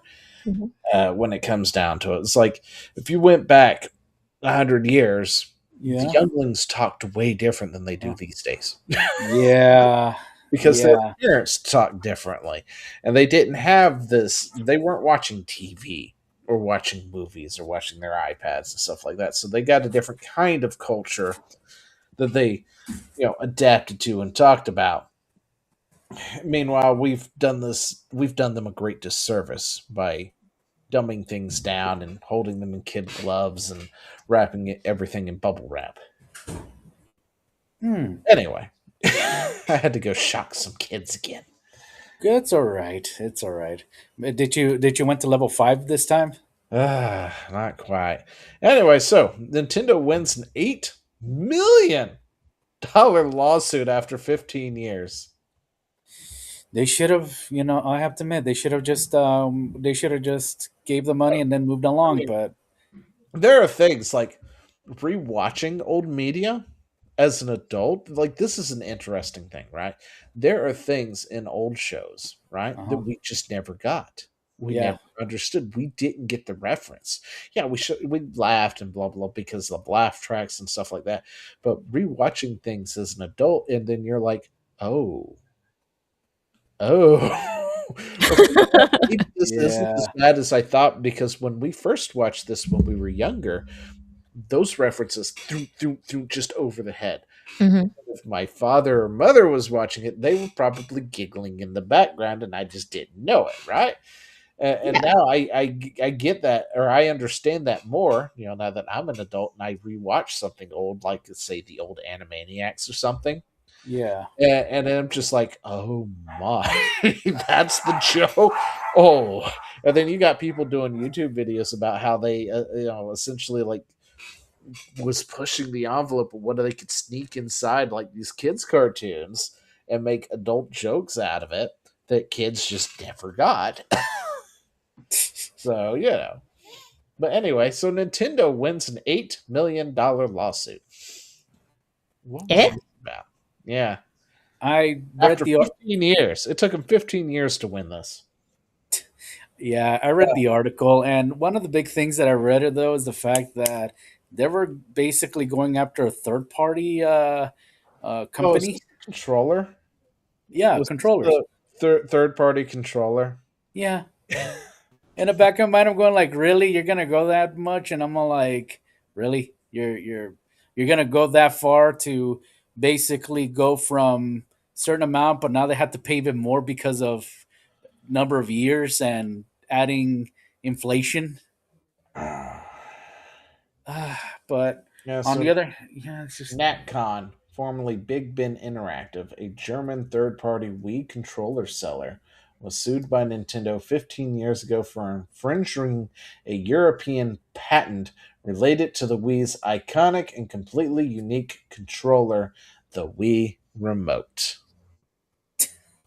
I can't believe they won a lawsuit over that. Yeah. I mean, this is just pure... And it's funny because one of the things in there, they were like, look, if we didn't do it, somebody else was going to. Which is absolutely a true thing. Like, I can't remember how many different third parties were out there at the time. There were plenty. If you've done, I mean, there's still third parties to this day Yeah. Of various things. Like, does Mad Cat still produce controllers? I don't quite remember. Let me check. But Let me like, check. this is one of those things where if you're the judge and they sit there and show you, hey, here's all these companies that have done this thing. Everybody's making knockoffs, and and you just sort of look at it and you're like, okay, no, Yeah, they're just still let it around. go. Yeah, the problem is with Nintendo, they're always petty about a number of things. Sure, they'll make great games and all, but my goodness, they get very petty for anything, and they'll go for that lawsuit for it. Yeah, Yeah, that's true. I mean, would I even double down on getting myself a third party control just to piss them off? I mean, sure, a lawsuit will be there, but then I'll point out, well, sir, somebody was going to come up party controllers because they were cheap, right? They were quick, they were easy. They're not made like they were back in the day. Like, I still think I have a couple of third party N64 controllers that still work, mind you. But now, today, if I buy a third-party Xbox controller, I know it's going to break in like 6 months, and I'm just going to have to buy it again. Which is why I finally took the time to buy a real Xbox controller for my PC, because I went through like, I think 4 or 5 third parties in a couple of years, and I was just like, damn it, I'm just going to buy a real one now because I'm tired of buying the third parties. They're cheap. They're there. They're what you need right when you need it. You know, if you can't afford the $80 for a real one. But yeah. I don't know if Mad Cats are still around. To be no, they are. They still Oh, are. are they? Yeah, Oh. they still are. Oh shit! I'm so sorry. Anyway, Yeah, he's saying, "All right, that's terrible news." I'm like, "Yeah, they're still around." Yeah, that is. Anyway, so congratulations to Nintendo for winning their 15-year-old lawsuit over a Wii remote. Oh wow. Yeah, I know that's why Chad had 6 of them. Oh wait, I also had like 5. That's right. Did I have to get rid of them though? Yeah, I think I got rid of them finally. I only ended up getting 2 back then, but then I'm all like, you know what? I'll Chad said something about you getting rid of them. So yeah. And then I was like, oh yeah, maybe I should get rid of mine. Yeah, and I got 6 rid of them. But yeah. Anyway, so I'm pretty sure that's how that happened. Anyway, yeah. Anyway, so yeah, congratulations. I hope you don't win your Power World lawsuit still. Let's see. What do we got? Nintendo axes the Switch 2 Mario Kart World bundle, ending price break on console and game. Really? Ooh. Yep. For many fans, the Switch 2 Mario Kart World bundle is a no-brainer. Blah, blah, blah. Yeah, which, by the way, if anyone missed it during Black Friday and Cyber Monday and several days afterwards, that bundle itself was $50 cheaper everywhere, just about. If you went and ordered it off of Amazon online or something, or Walmart online, it would tell you that the price, it would give you the regular price, and then it would say see price in cart, and you would have to go to the in cart, like ready to check out, and it would bump $50 off the pricing of the console, because Nintendo had a very, very, very bad Black Friday season. You weren't here for that one, Meg. I don't think. Really? Yeah, so it turns out that the pricing and everything for November of consoles, all that information came out like in a thing, and it was I think consoles industry wide were down about 10% on their sales. Or were down in sales. Nintendo in particular was 10%. Right?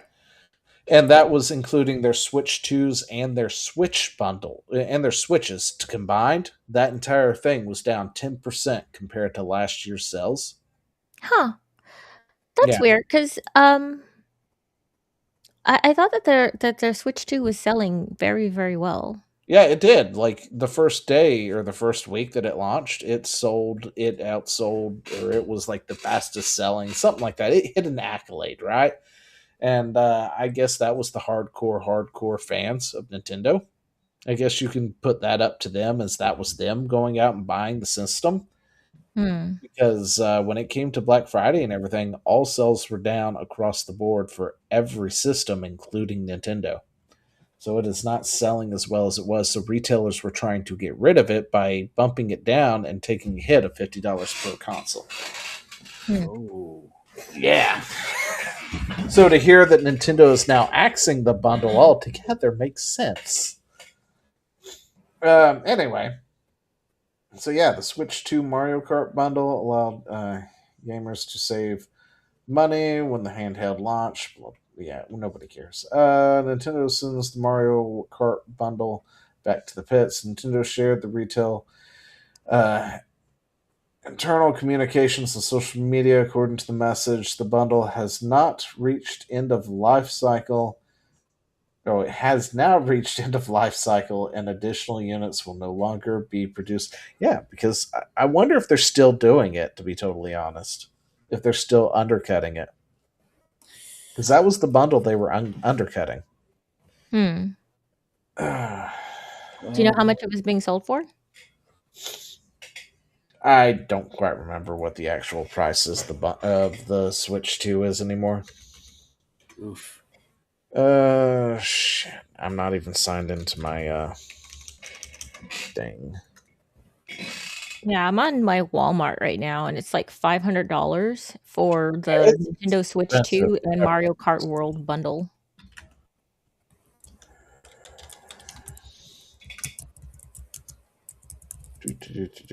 There was a problem. The password's incorrect. Yeah, I can't remember what the hell my password is. I can't remember my Amazon password to even double check it. You can probably look it up even without having an account, right? No, in order to see the price change, I would have to go to a checkout. Oh, so. Okay, it's that.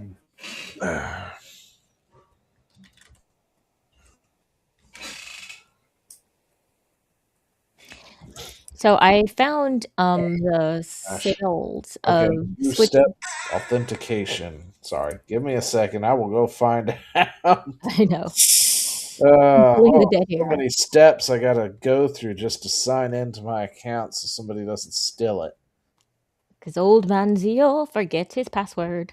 So, but the Switch 2 versus Switch 1 sales comparison in the US, November 2025. So this was posted on December 22nd, but they've only, let's see, what exact date? I'm not sure, but I'm thinking it's sometime in November that they tracked this.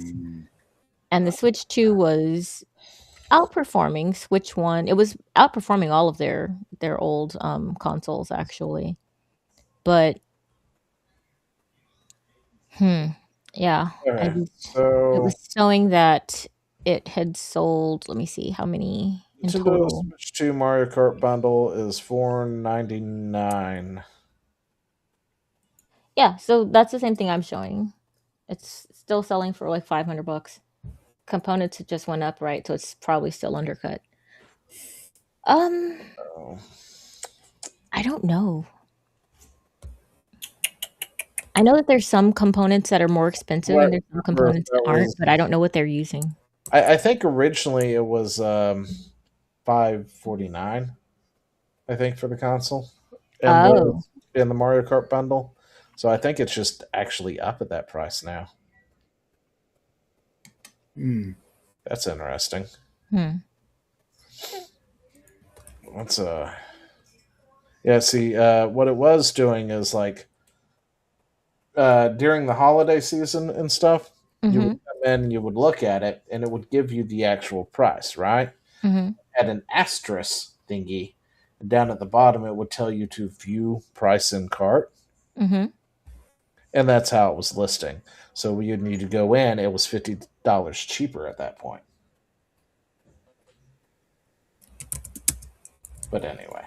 So I think they might have permanently brought that down on Amazon and cue Nintendo to cancel it. It's like, if everyone's going to sell it at $50 loss, we're not going to make it anymore. So yeah, I understand that. I mean, granted, it was already expensive as it was, but shit. Yeah. Let's see.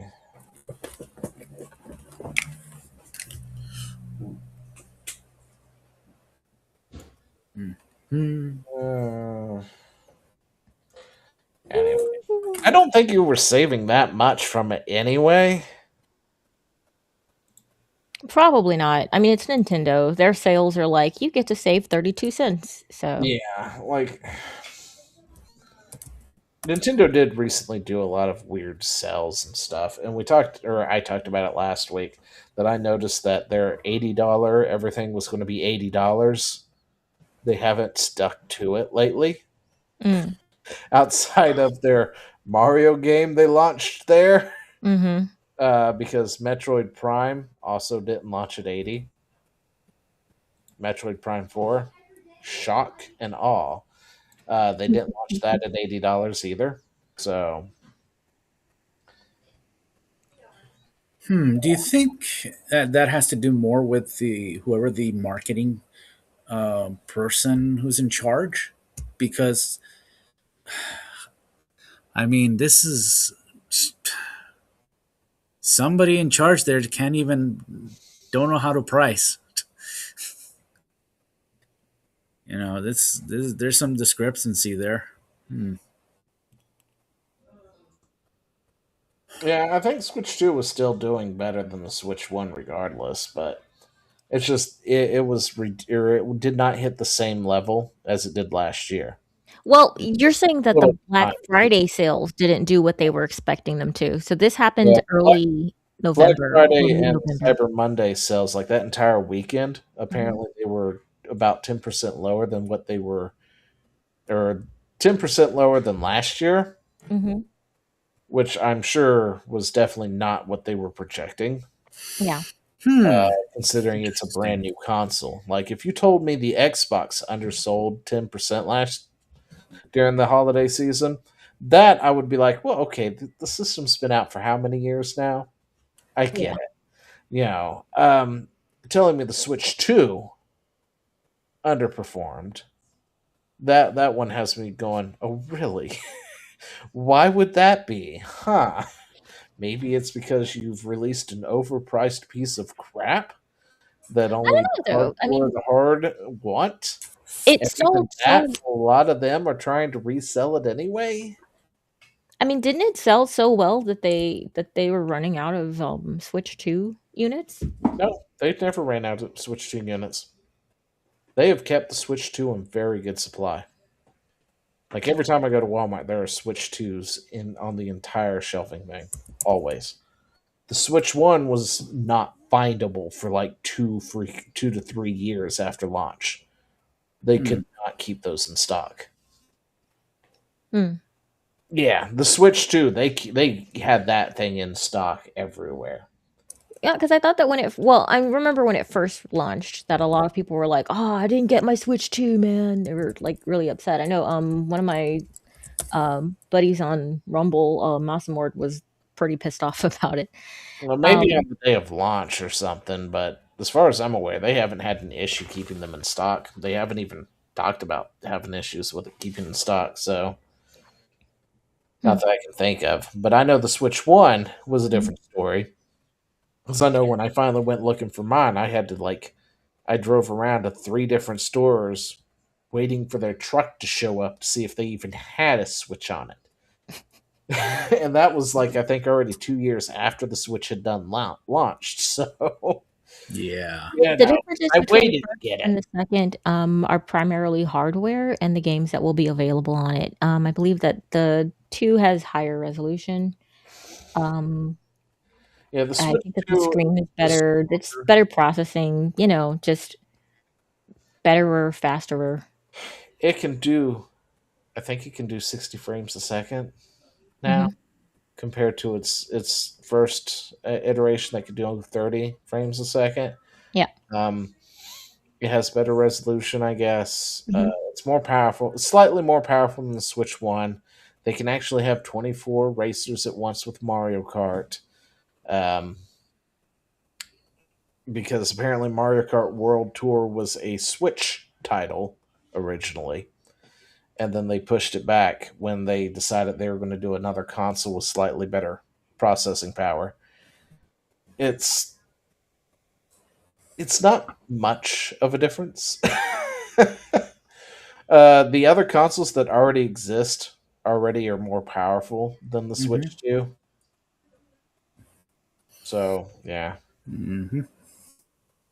Like, it feels like Nintendo is literally just trying to get as much money out of you as possible, because you could buy the Switch 2 and it's like $500, but you can also play your Zelda games at 60 frames a second, but you also have to buy, or you have to spend like $20 more for the upgrade patch to make that happen. And they make it a little bit more brighter too. Let me tell you. Oh, and you get the GPS function on your phone because you needed that for some reason. and yeah. And it's what the I don't know, what's the new phone? It's the Pixel 2 versus the Pixel 3 kind of thing. You know, it's just a newer, better version of it. Although actually the Switch 2's battery life is less. 17 or something. Like, oh, we added an extra camera on the back. You guys are gonna love that extra lens. Jeez. Yeah, so if you're like, Mario Kart World is way better than I thought it was going to be from the online chatter. Oh, okay. How else am I supposed to find my Switch when I have never? I don't know. I've heard people opinion Mario Kart World, so for the most part, I mean, some people I'm sure love it, but yeah, I have. There was like, what was it? It was the kind of courses. I can't think of what they're called anymore. But there was like these two courses where one is an actual course while the other one's not. And people hated the other one. And because the way they set up the online feature, it forced you to go into a bunch of the other types instead of the ones that are actual just races. So, and people hated that. Yeah. From what I heard. I mean, so I played it. I have some friends who bought like 4 Switch 2s. So, I don't know. I have very strange people in my life, but yeah, and they set it up so that they can have parties and like as many as 8 people can play at the same time using 4 Switch 2s that are linked up. And you know, I mean, the new one had like fun little games and fun puzzles and boards and levels on it. They had a lot of the throwback levels, like a lot of levels from Double Dash and such. Yeah. So you know, it was fine. It was fun. You know, I mean, I don't know that I would spend $80 on it. Fine. If you're like playing it locally or something, I'm sure it's just fine. You know, with friends and stuff. It's just like any other Mario Kart. It's no biggie. Yeah, it was Mario Kart. So it was the new Mario Kart. Now it had upgrades. It had features in it that would be like, yeah, if I was looking for a Mario Kart, I'd totally buy this. But I'm not. So. I'm not. So, but yeah, I mean, if you're like, hey, is a new Mario Kart worth getting? I'm like, do you have Mario Kart? No, then you should get this Mario Kart. If you already have Mario Kart, you'd probably be fine just waiting until it comes down. Instead.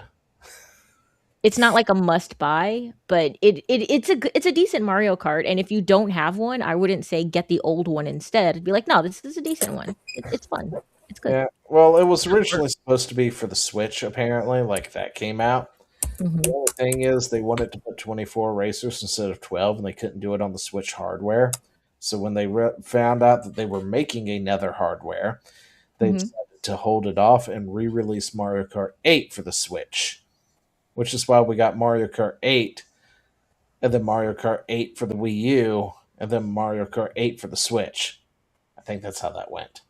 Anyway, because we couldn't get Mario Kart World until the Switch 2 was released to the public, so they could have 24 players. But the only issues I've ever really heard about it are people complaining about the online component, which is apparently is a large group of people out there.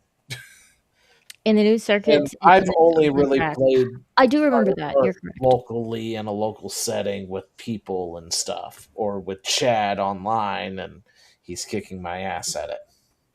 Anyway. While I'm sitting right there and just laughing all the way. Yeah, there is a. I do remember. I saw my friend playing the level that connected all the tracks, and yeah, it was. I was like, this would be very confusing to play at least 5 to 10 times through because I don't have the I don't have the memory I used to. I get like very sidetracked by little shiny things. So yeah. Or Lady Meg. Yes, I am the elderly. Respect thy elder, sir. All right, Grandma. Let's take you back to there and give you the medication you need. Whatever you say, Grandma, whatever you say. Whatever you say.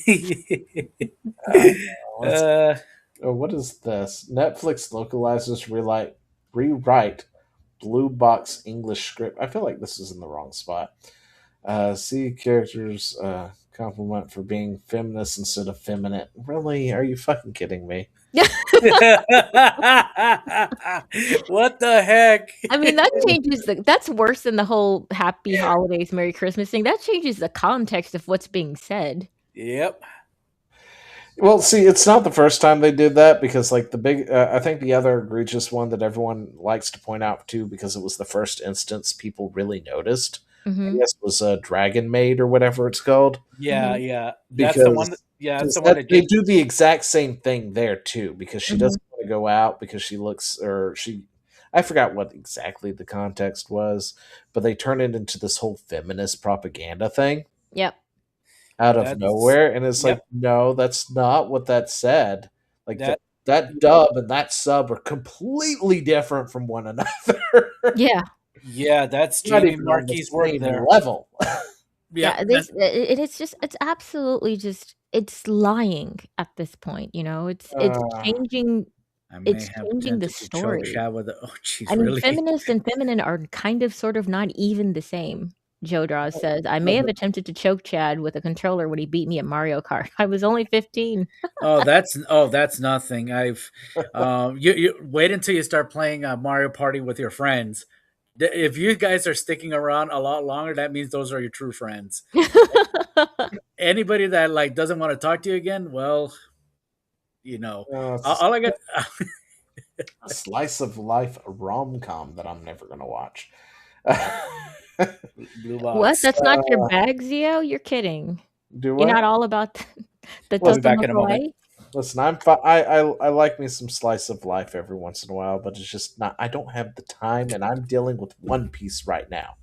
I am on episode 700 and something, I think. Oh, sweet summer child, you have so far to go. I know. That's a long road to hoe, my guy. I'm going to get there. Okay, I am determined. Eventually. But yeah, this is once again we're going to make the argument for why we need AI to dub everything. Hey Joe, my brother was the same way. I hated playing games with him. I think he's probably one of the reasons that I'm not a big fan in group party games, just because he would just raffle stomp people and then lap them. You just hated him. Yeah, that is like two different things right there. Surprisingly feminine perspective versus that's very feminist. No, that's not the same thing at all. No, it's not. It's not even kind of sort of. It's the opposite. Let's see, the original subtitles. Yeah, see, then the original subtitle says it. Mm-hmm. Yeah. I actually just keep making the case for AI. Hey, Cat, welcome to the stream. Any better down there? I actually struggled with whether or not to put this up with the other thing where I said this is the argument for AI to replace the freaking localizers. We're getting there already. I said Mario Party was on our to-do list. Well, I'll tell you this with yeah.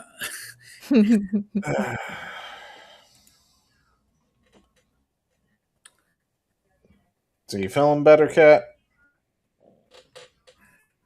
Oh, all right. So let's end with this one. This is it, the final thing for the night. Oh, geez. $50 for an RPG France, 70 RPG Japan, and it's a. And you just look at the quality difference. Well, so this, I don't really have anything else to bring up for this because I've been busy living my vacation time, I guess, and forgot to. I haven't actually really been looking at or forgetting to put things in the salt mines or whatnot. But anyway, so it wasn't that long ago. Earlier this month, people were arguing about RPG and the term JRPG specifically, right? Because people, for whatever reason, they keep calling Expedition 33 a JRPG, which it's not, right? I think that they're saying that because it not because they're taking the J to mean no, Japan, but like it's as if it's as if they did like an anime. They'd still be calling it, it'd be like, but it's French, but it's like anime, right? So it's anime like or anime. Yeah, whatever. they took a lot Like, of elements from Persona, if I remember correctly. There's a term for it actually, but it's very French. What it's called?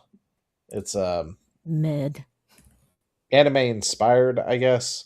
Mm-hmm. When they do it because America does that from time to time, like what is it? And Avatar. Mm-hmm. Yeah, I guess Avatar's American, right? That's Boondocks. Yeah, they're very anime inspired type things. You've got that one from Riot, whatever their League of Legends, whatever anime thing is that they were doing. I think it was them. Maybe it was Cyberpunk. I don't quite remember. Anyway, and they're anime expired. They look like you're watching a Japanese anime, but they're not. Right? And I get it. You look at it, you're like, oh, that's a new JRPG, especially if you don't know that they're from France or anything like that. But the argument is from people who do know, right?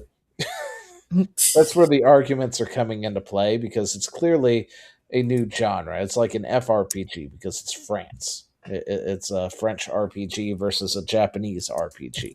So it's definitely its own little category there because it is France. But no, people are they're upset about it because they're trying to force us to use FRPG. And it's like, but it is. It's from France. That's the point. That's what the differentiating thing is. See, I don't think that more. I don't think the qualifier is necessary, though. I mean, I don't really like if it's an American RPG. Are we saying ARPG? If it's from England, are we like ARPG is already action RPG? Well, then what do you do for America? That's the thing. It's like for any of the other RPGs, we've never really had a qualifier for them. Yeah. It's just if it came from Japan, that one was unique. That one was JRPG. Mm-hmm. Because they were normally better. That's what the argument now is they're not because they're these two. They're not. Well, yeah, AAA. This here is more of a picture between AAA versus indie. Yeah. Yeah. So this is more of an argument between AAA That's what I thought it versus indie. Well, we require no RPG. We required no qualifier because we are the qualifier. We are the standard. America. No RPG is a massive multiplayer online, and so on and so forth. So let's see. But this here is purely just AAA slop versus not AAA slop. That's what it is. Like this here. Has no soul. Like Pokemon hasn't had soul in a hot minute. Yeah. And that's mainly because the person who had the soul of Pokemon got the boot several games ago. Apparently him and the guy, can't remember what his name is, the father of Pokemon, apparently butted heads.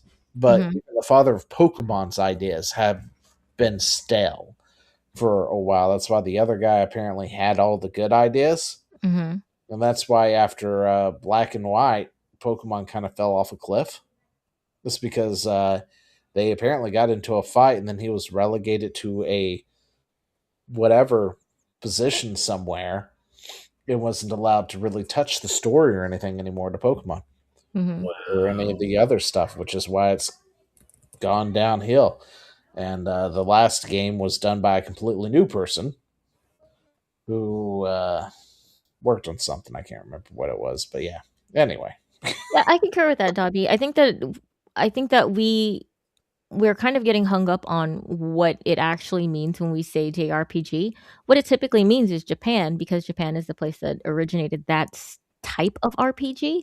However, I mean, again, we have it happening here in France. We've done it with wasn't Baldur's Gate kind of similar? I mean, I guess it wasn't really. It didn't still have that like dynamic menu sort of thing going on, but no, I mean it was turn-based, but it was a different kind of turn-based. Yeah, that's what I mean. So, are we when we say JRPG, are we talking, is this just a new classification, or is this just it came from that continent? So even if it's a basic, ugly, standard RPG, will we still call it a JRPG if it doesn't really look like the other RPGs? And so I think that we're kind of like, what do we mean by that? Like, we know what we mean when we say indie, but when we say JRPG, are we talking about the aesthetic, the style, or are we talking about it came from this place? And I think that I think it's just we're back into a semantic territory. Yeah, and I'm just like, you know what? I just want to call it an RPG. I don't want to call it a JRPG, unless I'm just saying that that's like, oh, it's good. You're gonna have to find it, like, make sure that you find the dubbed version because it's from Japan. Mm-hmm. That'd be the only reason to say it. Yeah. And like anyway. Yeah. I saw that pictured online though, and I thought that it was kind of it's the difference AAA trying to point out was, that one is from France and the other one's from Japan, and the one that's from France is $50 and it's less and it looks gorgeous, and the one from Japan is $70 and it's way expensive. And I'm like, I don't think that the difference is where it comes from. I think the difference is who made it and why. Yeah, because you could replace this with anything that Ubisoft has recently done. Mm-hmm. Assassin's Creed Shadows. Yeah. Which is French. Anything Mm-hmm. at this point. Yeah, and that they're also French too, right? Yeah. So, and this is ex-Ubisoft developers too. Yeah, I know. Which is hilarious. It's like they were like done with it. You could have had this. It was in the bag, and you let it go. Well, that's their loss, and then those guys gained something. But yeah, I mean, it was their guy who came out and it's like, look, this kind of thing, Ubisoft would never have greenlit. And it's like, we know. We absolutely know they never would have greenlit that. If you hadn't have left and done your own thing, it never would have happened. Mm-hmm. Mm-hmm. But yeah, this is like indie, or indie versus the AAA slop that we've been fed the past several years at this point. I feel like that's a good difference between artists and AI at the end. I think that's gonna be what it looks like, and the one at the bottom is perfectly played. I bet AI could make a better Pokemon game. As bad as it is right now, it probably could do it. Night, Joe. Thanks for stopping by. Good night, Joe. Night, Joe. Yeah, and I think that Japan probably still does have great RPGs, but it's my question was actually, is this indie versus corporate, or is this just Nintendo being retarded as per usual? Because that is kind of Nintendo's spin. I'm pretty sure it's got to be it's got to be more indie versus corporate, because even for Square, like for all the shit that they have, they still know how to do their craft well, for the most part. The problem is it's how they focus their games, because the last Final Fantasy was an action RPG for the most part, and the cinematics, gorgeous, looks phenomenal, Mhm. looks great. It's a great piece of story, but it's a button masher action game, and it has lost that RPG soul for the most part. Because they've been playing it safe, they've been restricting your ability to, make changes, to do things and stuff. Like back in the day, you've got like 50,000 different skills here. How do you cue them in, put them in? What do you want to do? That sort of thing. You could plan out something like the Materia system or the GF system or the job system or all these other things or the sphere system. You could actually do some tailoring of characters and stuff to your liking. Like, you want this person to really be a mage, this person's going to be a mage. And now it's just hit X repeatedly. Oh, and then move forward. And that's what we're going to do because we're an action RPG now. But they still know how to tell their stories, at least. They've lost the soul of why people played their games. Mm-hmm. Or what made their games, overall good for the most part anyway, instead of just boring button mashers. Hey, on behalf of button mashers, how dare you? I love button mashing. Well, Hit the button! Run! You ran from that spider I don't know how many times. Bro. Oh, you mean when I was that playing boss? Back 2? Like, I think I watched 2 hours on that one boss before I had to give up and go to bed. It was not 2 hours. It was a while. It was a long time, dude. And the thing is that I finally got to and the thing is that the auto aim mechanic in that game is so crap. In the final segment of the final phase of that boss, the third one, I went in there with almost full health, and Jack, for whatever reason, when I would have him face the boss to shoot at him, he'd shoot the ceiling, he'd shoot the floor, he's shooting to the left, to the right. I'm like, can you shoot the giant boss in front of you? And I mean, he whiffed about 60% of his shots. There's nothing I can do about it. Like, you can just face him in the right direction, and he was just like not shooting the big thing in front of him. So, yeah, if you go to that stream and you click at like about maybe like the last, I want to say maybe 10 minutes. It's right in there, and it's so frustrating because I almost died. I got down to like 1 health, and he finally just shot the dude in the head. I was like, thank God. I'm so glad to be done with that game, and now I'm playing part 3, and I'm having a good time. Yeah, when it gets good again. Yeah, I guess so. And So I cannot recommend Jack 2 at all. Like, ugh. It is a trial. Old technology. Listen, that was amazing back in the day. Let me tell you. Okay, so my rule is this. If you're going to make something and it has buggy mechanics, you cannot make it very hard. If you're going to make something that's very hard, it better have pristine mechanics. If you don't do that, then I hate you. The NES and all those older consoles don't know what any of that means. Anyway. I'll have you know, I beat those games like nothing. Gamers today are weak. They don't know suffering. They don't know suffering. Jack and not having an issue with it either. Of course, then again, I also remember beating. You think Dark Souls was bad? Wait until you play any of some of the older games. Jeez, what is it? Crash Bandicoot. Yeah, that one Chad absolutely loves. I can't play that game anymore. Like I mean, I probably could if I sat down and played it. Mm-hmm. But my girlfriend is playing it because she absolutely loves it. She's got the Insane trilogy for a Switch or whatnot, and she'll get to a spot and it's like, "Can you please beat this? Please beat this." And I'm like, sure, and then I can't. Well, I've not been playing the game. Yeah. But it's like stages where the path is invisible and all this other stuff. And Crash had that old hitbox where it slips you and stuff. Oh my goodness. Yeah, there's some bugs in there. I can't just pick it up and play it. Now, if it was something like Spyro, I could probably just pick that up and play the stage and be fine. Yeah, I was gonna say this. The Spyro remaster is beautiful. and it plays well. That's Yeah, a good play. I have the Insane Trilogy, and it was a little bit awkward. You can't stream like the second world. I think of the second game. Well, you could probably stream it on Rumble, but you can't stream it on YouTube or anything. Well, Really?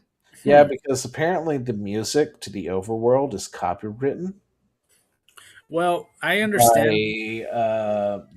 by somebody. I can't remember who it is. I guess it's the person who made it. But yeah, and it's the only track on there that's like that. You could play it, but you got to turn that sound off or turn the music off or something. That's ridiculous. I found that out by pure accident. And I was like, really? And then I got to looking into it, and it's like, that's the only world you can't stream with music on. Because of that. I'm like, really? And like, apparently they are religious about hitting people with it. Well, I'll tell you this though. Starting on Monday, well, I'll make this announcement. I start my Mega Man. I'm going to be releasing new videos on the early Mega Man games. Ooh, is that going to be on the new channel? Yeah, it's going to be on my new channel. I'm going to be a bit of a hypocrite on this one because I did cheat it a little bit on the first game. But here's the thing, though. The game is too difficult still. Even to this day, it became one of those games where... Listen, I could have swore you just said that you were great at it or something. No, I was great at 3. And you know, He was just talking about how weak everybody was. No, trust. You'll now see you're why. like, oh, it's too hard. I've got to put in the Konami code.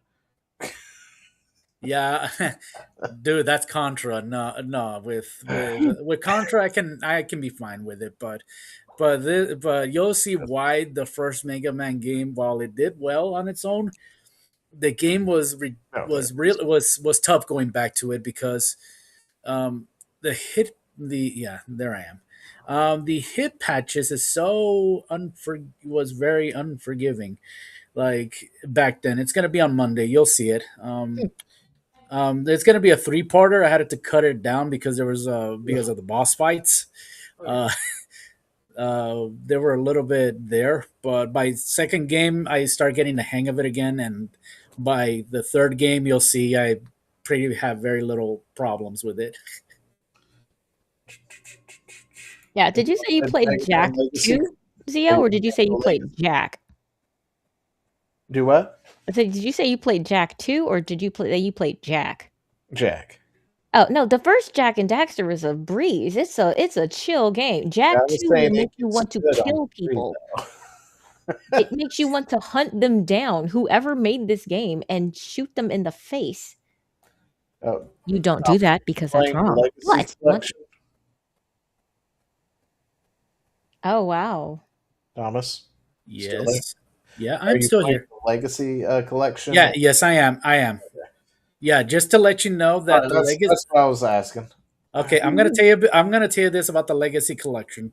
They've done a decent job on this one. One of the things that I admit that this. Oh, I played the X one as well, the first part, not the second part yet. Yeah, I have that one. I have not tried the ZX Legacy version of it. I played the original one. I'll admit, it's Zero will make you want to cry if you don't know what you're doing. Because there's a lot of you have to change chips. You gotta know. Up Mega Man 11, it was super cheap. Yeah, it is. Yeah, it is. It is. Maybe there's a reason. Yeah. Well, they just said that they were making a Mega Man 12. So. Yeah. Well, the dual override. Dang, I wish it was alive. But yes, so first game you'll see what I meant by cheating. It's not technically cheating because Legacy Collection did something with the game that made me go like, "Oh, this is." I may be able to beat the first game without any problems instead of me struggling a bit. But by the second game, I didn't need it anymore because I know that they patched up a lot of the. I still played it in difficulty, but nonetheless, it still has the same difficulty as I played it as a kid. And the third one, I'll have no problem beating it. Fourth, fifth, and sixth, I probably will breeze it because it seems like when they added the charge shots, it's Do just they have the Game Boy games in there? I can't. no. remember. Sadly, no. Damn, do they have a bundle for that anywhere? No, they don't. They don't. Which is sad because the bundle is actually such a separate story. Because it by the time you play Mega Man 4 on the Nintendo, the Game Boy version, you take on against your supposed future self. And on the fifth one, you take on against Robo Thanos. Robo Thanos. Yeah. You take on against Robo Thanos. It's been so long since I've played them. I have them somewhere. Gosh, it's been forever. Yeah. So I don't know if I should even play those or not. I'm debating about it because I know they're part of the original. Later and play them at some point just to play them. Yeah. But have you played Mega Man Soccer? Yes. Yeah, I used to have a copy. Rent that at a place called Hurdy-Gurdy. Yeah, and gosh, apparently they went out of business on me while I was not in town, and I hated it because I was like, "What? They went out of business?" Yeah, they were selling off all the Super and NES games and stuff, and I was like, "Really?" I missed all that because I would have bought some stuff. Yeah, I actually used to own that game, but during one of my moves, I lost it, and it sucks because I'll tell you about this. When I played it, I thought I was like, oh, finally, Mega Man Soccer, and got used to the controllers. But when I beat the game, there was no ending. I'm not kidding you. It just immediately takes you to the start screen, and I'm like, "What happened?" I'm not surprised. Some of that stuff they did, and then didn't really think that. I guess anybody would take it up or play it or something. It left me so confused, wondering like maybe I should beat it in hard mode or something like that. But even then, nothing. And one of the characters that was supposed to be there, that was supposed to be unlocked, still locked. So I'm all like, you know what? I'm at this point. Yeah, I'm just debating whether or not if I can just. I'm not gonna play those games. Probably just review it and just give thoughts or opinions on it because for the Game Boy one, I'm pretty sure I have to get an emulator or somehow get a copy of it, which that might as well hunt it down like some sort of like the Alexandria Library or something like that. Yeah, I just emulate at this point in time because fuck Nintendo. Listen, I emulate the Switch games I own because fuck Nintendo. I guess I'll emulate it and just show it off because it's been so long at this point. And I need to see where they are about the Switch 2, if anyone even cares enough to do anything with Switch 2 at this point. Well, the soccer game is not bad. I mean, just get used to the controllers. The kicking is there and blocking, and they do special attacks if you do it similarly to do in a Hadouken. But it also depends on the weaknesses that you on the bosses, like any other Mega Man game.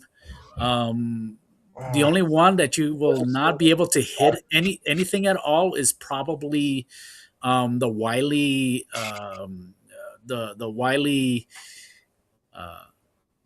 team, because he's not weak with anything at all.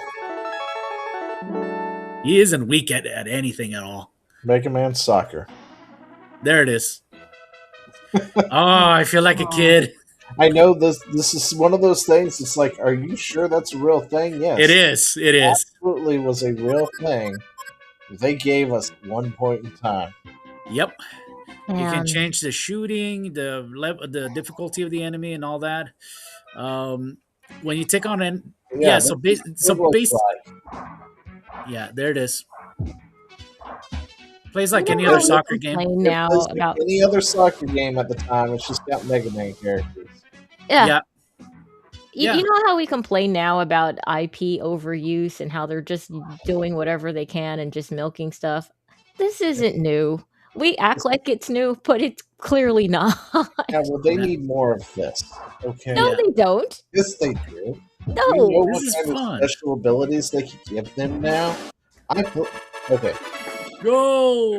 So, I absolutely love Super Strikers. Don't ask me why. I don't know why, but I love it. What is it? It's the Mario game, playing soccer. But I love it.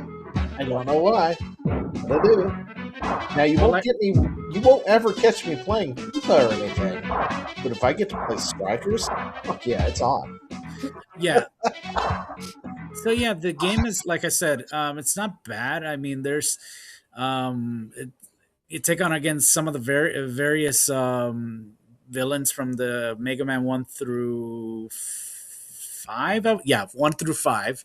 I believe one of them was from the Game Boy game, and from there, it's back in the day, gaming was the Wild West. Yeah, it is. Yeah. It's fun. I'm telling you, the game was fun. For what it was. Yeah, it was care fun. about milking if the milk is good. 22 and 2. I only went up to 10 myself. Dang, this person was good. Oh yeah, by the way, every time you beat a boss, they actually join you. You don't swap your color of it. So I'm like, oh geez, the password, I forgot about it. Passwords. Yep.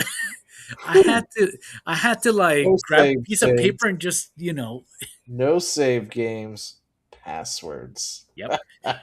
And that is the biggest passwords that I could remember. I had to get papers just to write down, okay, square, square, square, square, and then move on. But yeah, it's a mix of Mega Man 1 through 5. I don't know where's the other ones I remember. I think it was a Game Boy. There was like one of the Enki. I remember he was one of the Game Boy bosses that you face in this game. So, but like I said, there's no ending in this. I was trying to Really? There's no ending in this thing. All it does is just boots you back to the start. I'm not joking. Oh, there's the Wily. Oh, he did pretty well with Wily. Oh, jeez. You must have. Save game. You need a password. There was no save game. That's the point. I think you had to insert the password whenever you restarted it. Yeah, because back then there were no. You didn't remember. There was no memory cards at that time, so. Mm-hmm. Yeah, see? That was timeout. That means the game is over there, and then you look. Right back to the start. Right at the start. You have no idea. It left me as. Oh, hello. I didn't know. So what happened is you didn't start the game again. Oh, wow. So what you were supposed to do, beat the game, go back to the start menu, restart the game, and then it shows you an ending. This is wow. You know what? Dude, you missed it. Oh. I felt so confused at the end, wondering what happened. Now, all these years, now I know there's an ending. I'm just gonna not let it play so you can go find the ending.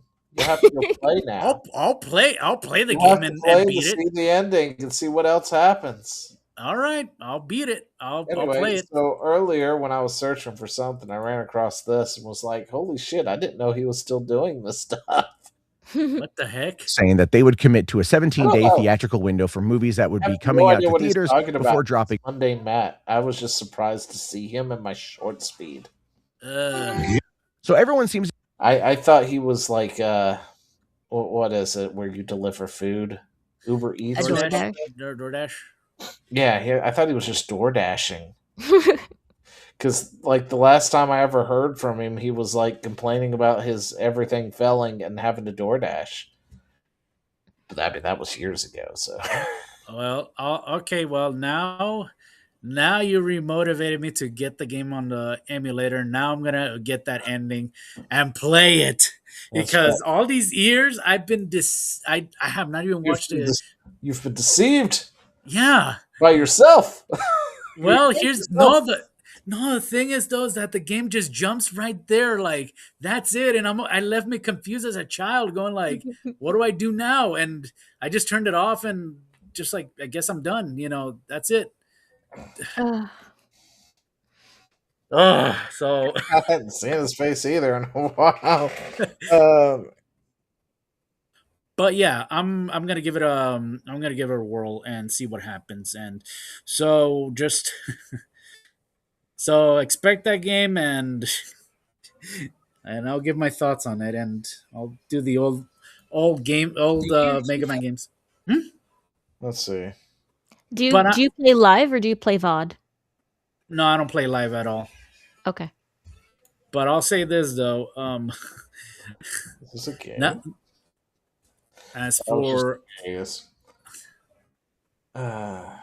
what is this? Rockboard. Oh, I heard about this one. Holy okay. It was back at, yeah, I remember reading it in. Is that Mario Party before Mario Party?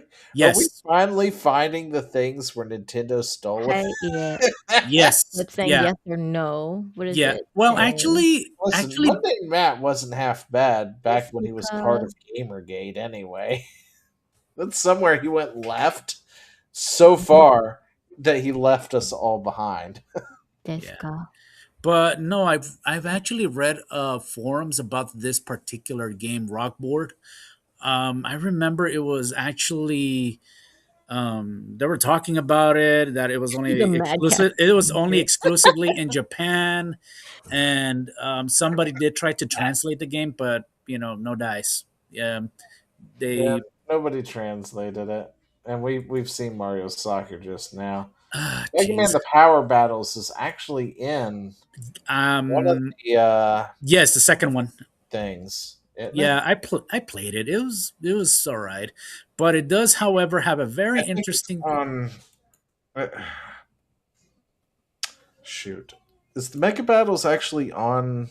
Or sorry, are those on the Mega Man things on Steam, or were they the old Legacy collections when they were two-parters? Okay, they're part of the Legacy collection actually. I remember carrying the Mega Man thing for the GameCube, and they did carry it along with that game as well. For Power Stone. There's multiple. Okay, so there's these right here. You got these Legacy collections that they came out, and they were two-parters when they shouldn't have been, because back on the GameCube in those days they released the Legacy collection as one unit across 3 consoles, for fuck's sake. Yep. And one of them had the Power Battles on them. So, it had Legacy Collection 1 and 2 on one GameCube disc. Oh, but I'm going to tell you this even better. I was so pissed off when they re-released it again, but as a two-parter. I was like, guys, are you fucking kidding me? Well, here's the thing that I learned about... Bottom. Okay, no. Here's the worst part about this release about it, is that the Mega Man Legacy Collection on the GameCube has a video of how they made the game, the history of it, and at the same time art concepts and everything right there, and just that disc. And I'm all like, I bought it because I was it said, behind the scenes and everything. It was like 20-minute video, and I was in awe, like how Inafune came up with the game and everything. So, and I was hoping that does even Legacy 2 even have it? Thanks for stopping by, Dobby. Have a good week. All right. Yeah, have a good one. I don't even know if they have it, because this is Power. I don't even know if they have it. I don't think these actually have them on there. Like these were like, this was on the original Legacy collection as like a, what was it, like surprise content? Back in the day when game companies gave us actual content, like real content, guys. I know it's like surprised us with it too. Like you would go through and play the game, and then suddenly you'd find Power Battles was unlocked, or it would tell you something was unlocked, and you go look, and there's a new game for you to play. They don't have it. They don't have it. I'm disappointed, actually. They didn't just finish games. They gave you extra games. Yeah, they give you extra games to play. Oh, Yeah. here's Mario Kart, but Mega Man Kart Battle. Oh yeah, this one. Okay, I'm gonna tell you a bit about this game. I played it, and it Battle. was not more. It was no Mario Kart at all. It is just, it is like a light, very very light version of it. While it's so controller feels a little. Well, this looks like jan- Xbox One. Yeah. I know he just put it in Xbox 4 for video, but PS4. there's no way. Or yeah, sorry, PS4. But this is totally a PS1 graphics. Oh yeah, absolutely. Yeah, it is. It is. It is actually. What did he just do to Rush? In 64 kind of time. Sorry. He just stuck that in Rush, and I was just like, "What the hell?" Yeah, basically, this game is just you modify your stuff each time you defeat one of the bosses in the racing, and yeah, that's all it is. I mean, it's not a bad game. I bet that would have been fun back in the day. Yeah. Oh, the Misadventures of Trombone. I played that one. Gosh, I never did have this one. Wish I did though. My friend did. He it's the cutest thing in Japan is it costs this much instead of this much. Oh, and shit! How much is that now? And one 14. Of the things about living in Japan is it costs this much instead of this much. Yeah, it's expensive now. There's a reason why. This game didn't come out for us. I don't think it did. Okay, here's the thing about this game. Small. I don't remember.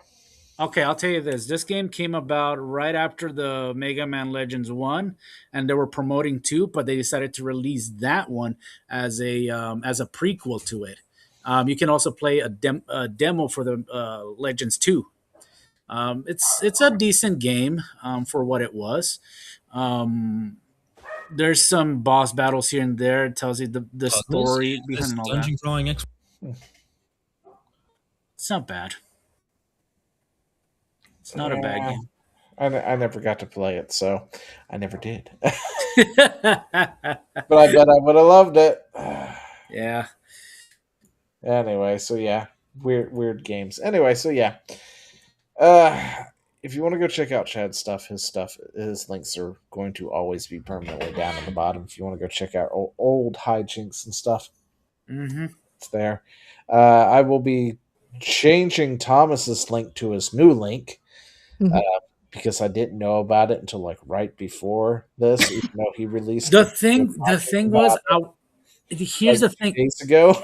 Yeah, no. The thing is, I was gonna surprise Chad and you guys on it on New Year's Eve for it. I was gonna make a surprise for it, but with what happened, I'm like, what do I do? Should I do it or not? And I'm like, you know what? I'll just go for it. Yeah. But so we've got it now. Of course, yeah. Stuff. He'll always be with us as we continue.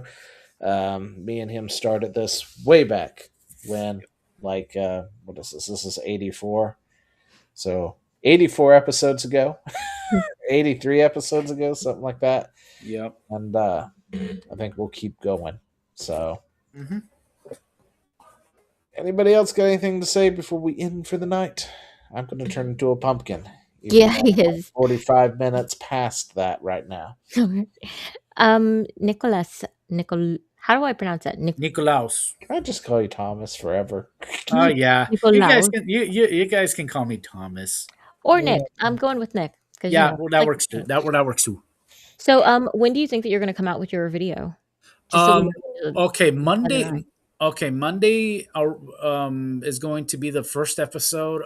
Okay. For the first Mega Man game, it's going to be released at different time frames for the 3 parts because of. I was just trying to get the hang of it. And then after that, Tuesday, you'll get the second game. And then the third game, you're probably going to get the first half because it's a lot longer than the first 2.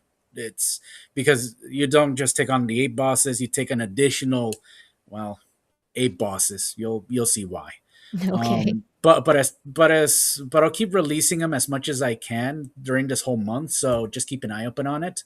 The other videos that you are seeing, I have not voiced them. I just went on silence just to experiment a little bit, just to see how people, whether they like it or not, or if I get enough views. So we'll see how I do with my voice again. Okay, that's pretty cool. All right, so we'll keep a weather eye out on for Monday, at least for the first release. Yep. All right, cool. Zio, as usual, you're just here on Friday, right? Yep, still here on Friday. Every Friday at 8 p.m. Eastern time. Unless something happens, then I try to say something, or we're not here. Yeah. As for me, I am Mediocre Gamer Girl, also known as the Mighty Meg. I stream on Thursdays exclusively. I swear I can use words on Rumble. Although I did request YouTube. I'm pretty sure if I stream there, I'm going to get kicked off within like one episode because I'm probably going to say something true. But on Thursdays, 4 p.m. to 6 p.m. Pacific Standard Time, or what is it, 7 to 10? 7 to 9. I'm sorry, I don't feel like doing math anymore. 7 to 9 Eastern Time. So. Yeah, whatever. I believe in you guys. You can do math. I believe in you. Anyway, Google's will do it for you if you ask it. So. What is it? 4 p.m.? Yeah, 4 p.m. PST to EST is 7 p.m. There we go, guys. I Googled it for us. Yeah, it's 7 to 9 Eastern Time. And for those of you lovely duckies in the middle, I believe in you and your ability to do math because there's too many of them. Listen, we have finished with Jak 2. I'm very excited about that because it's over. And now we're playing Jak 3 because apparently I'm an idiot. But it's actually a better experience, I think. Although I did fail a lot at a couple of missions, but that's okay. That's okay. We have our plucky sidekick and we are soldiering on. So if you feel like dropping by, be good to have you. All right. And with that, I guess we call it to an end. All right. Bye. All right. So we'll see you in the next one. Later.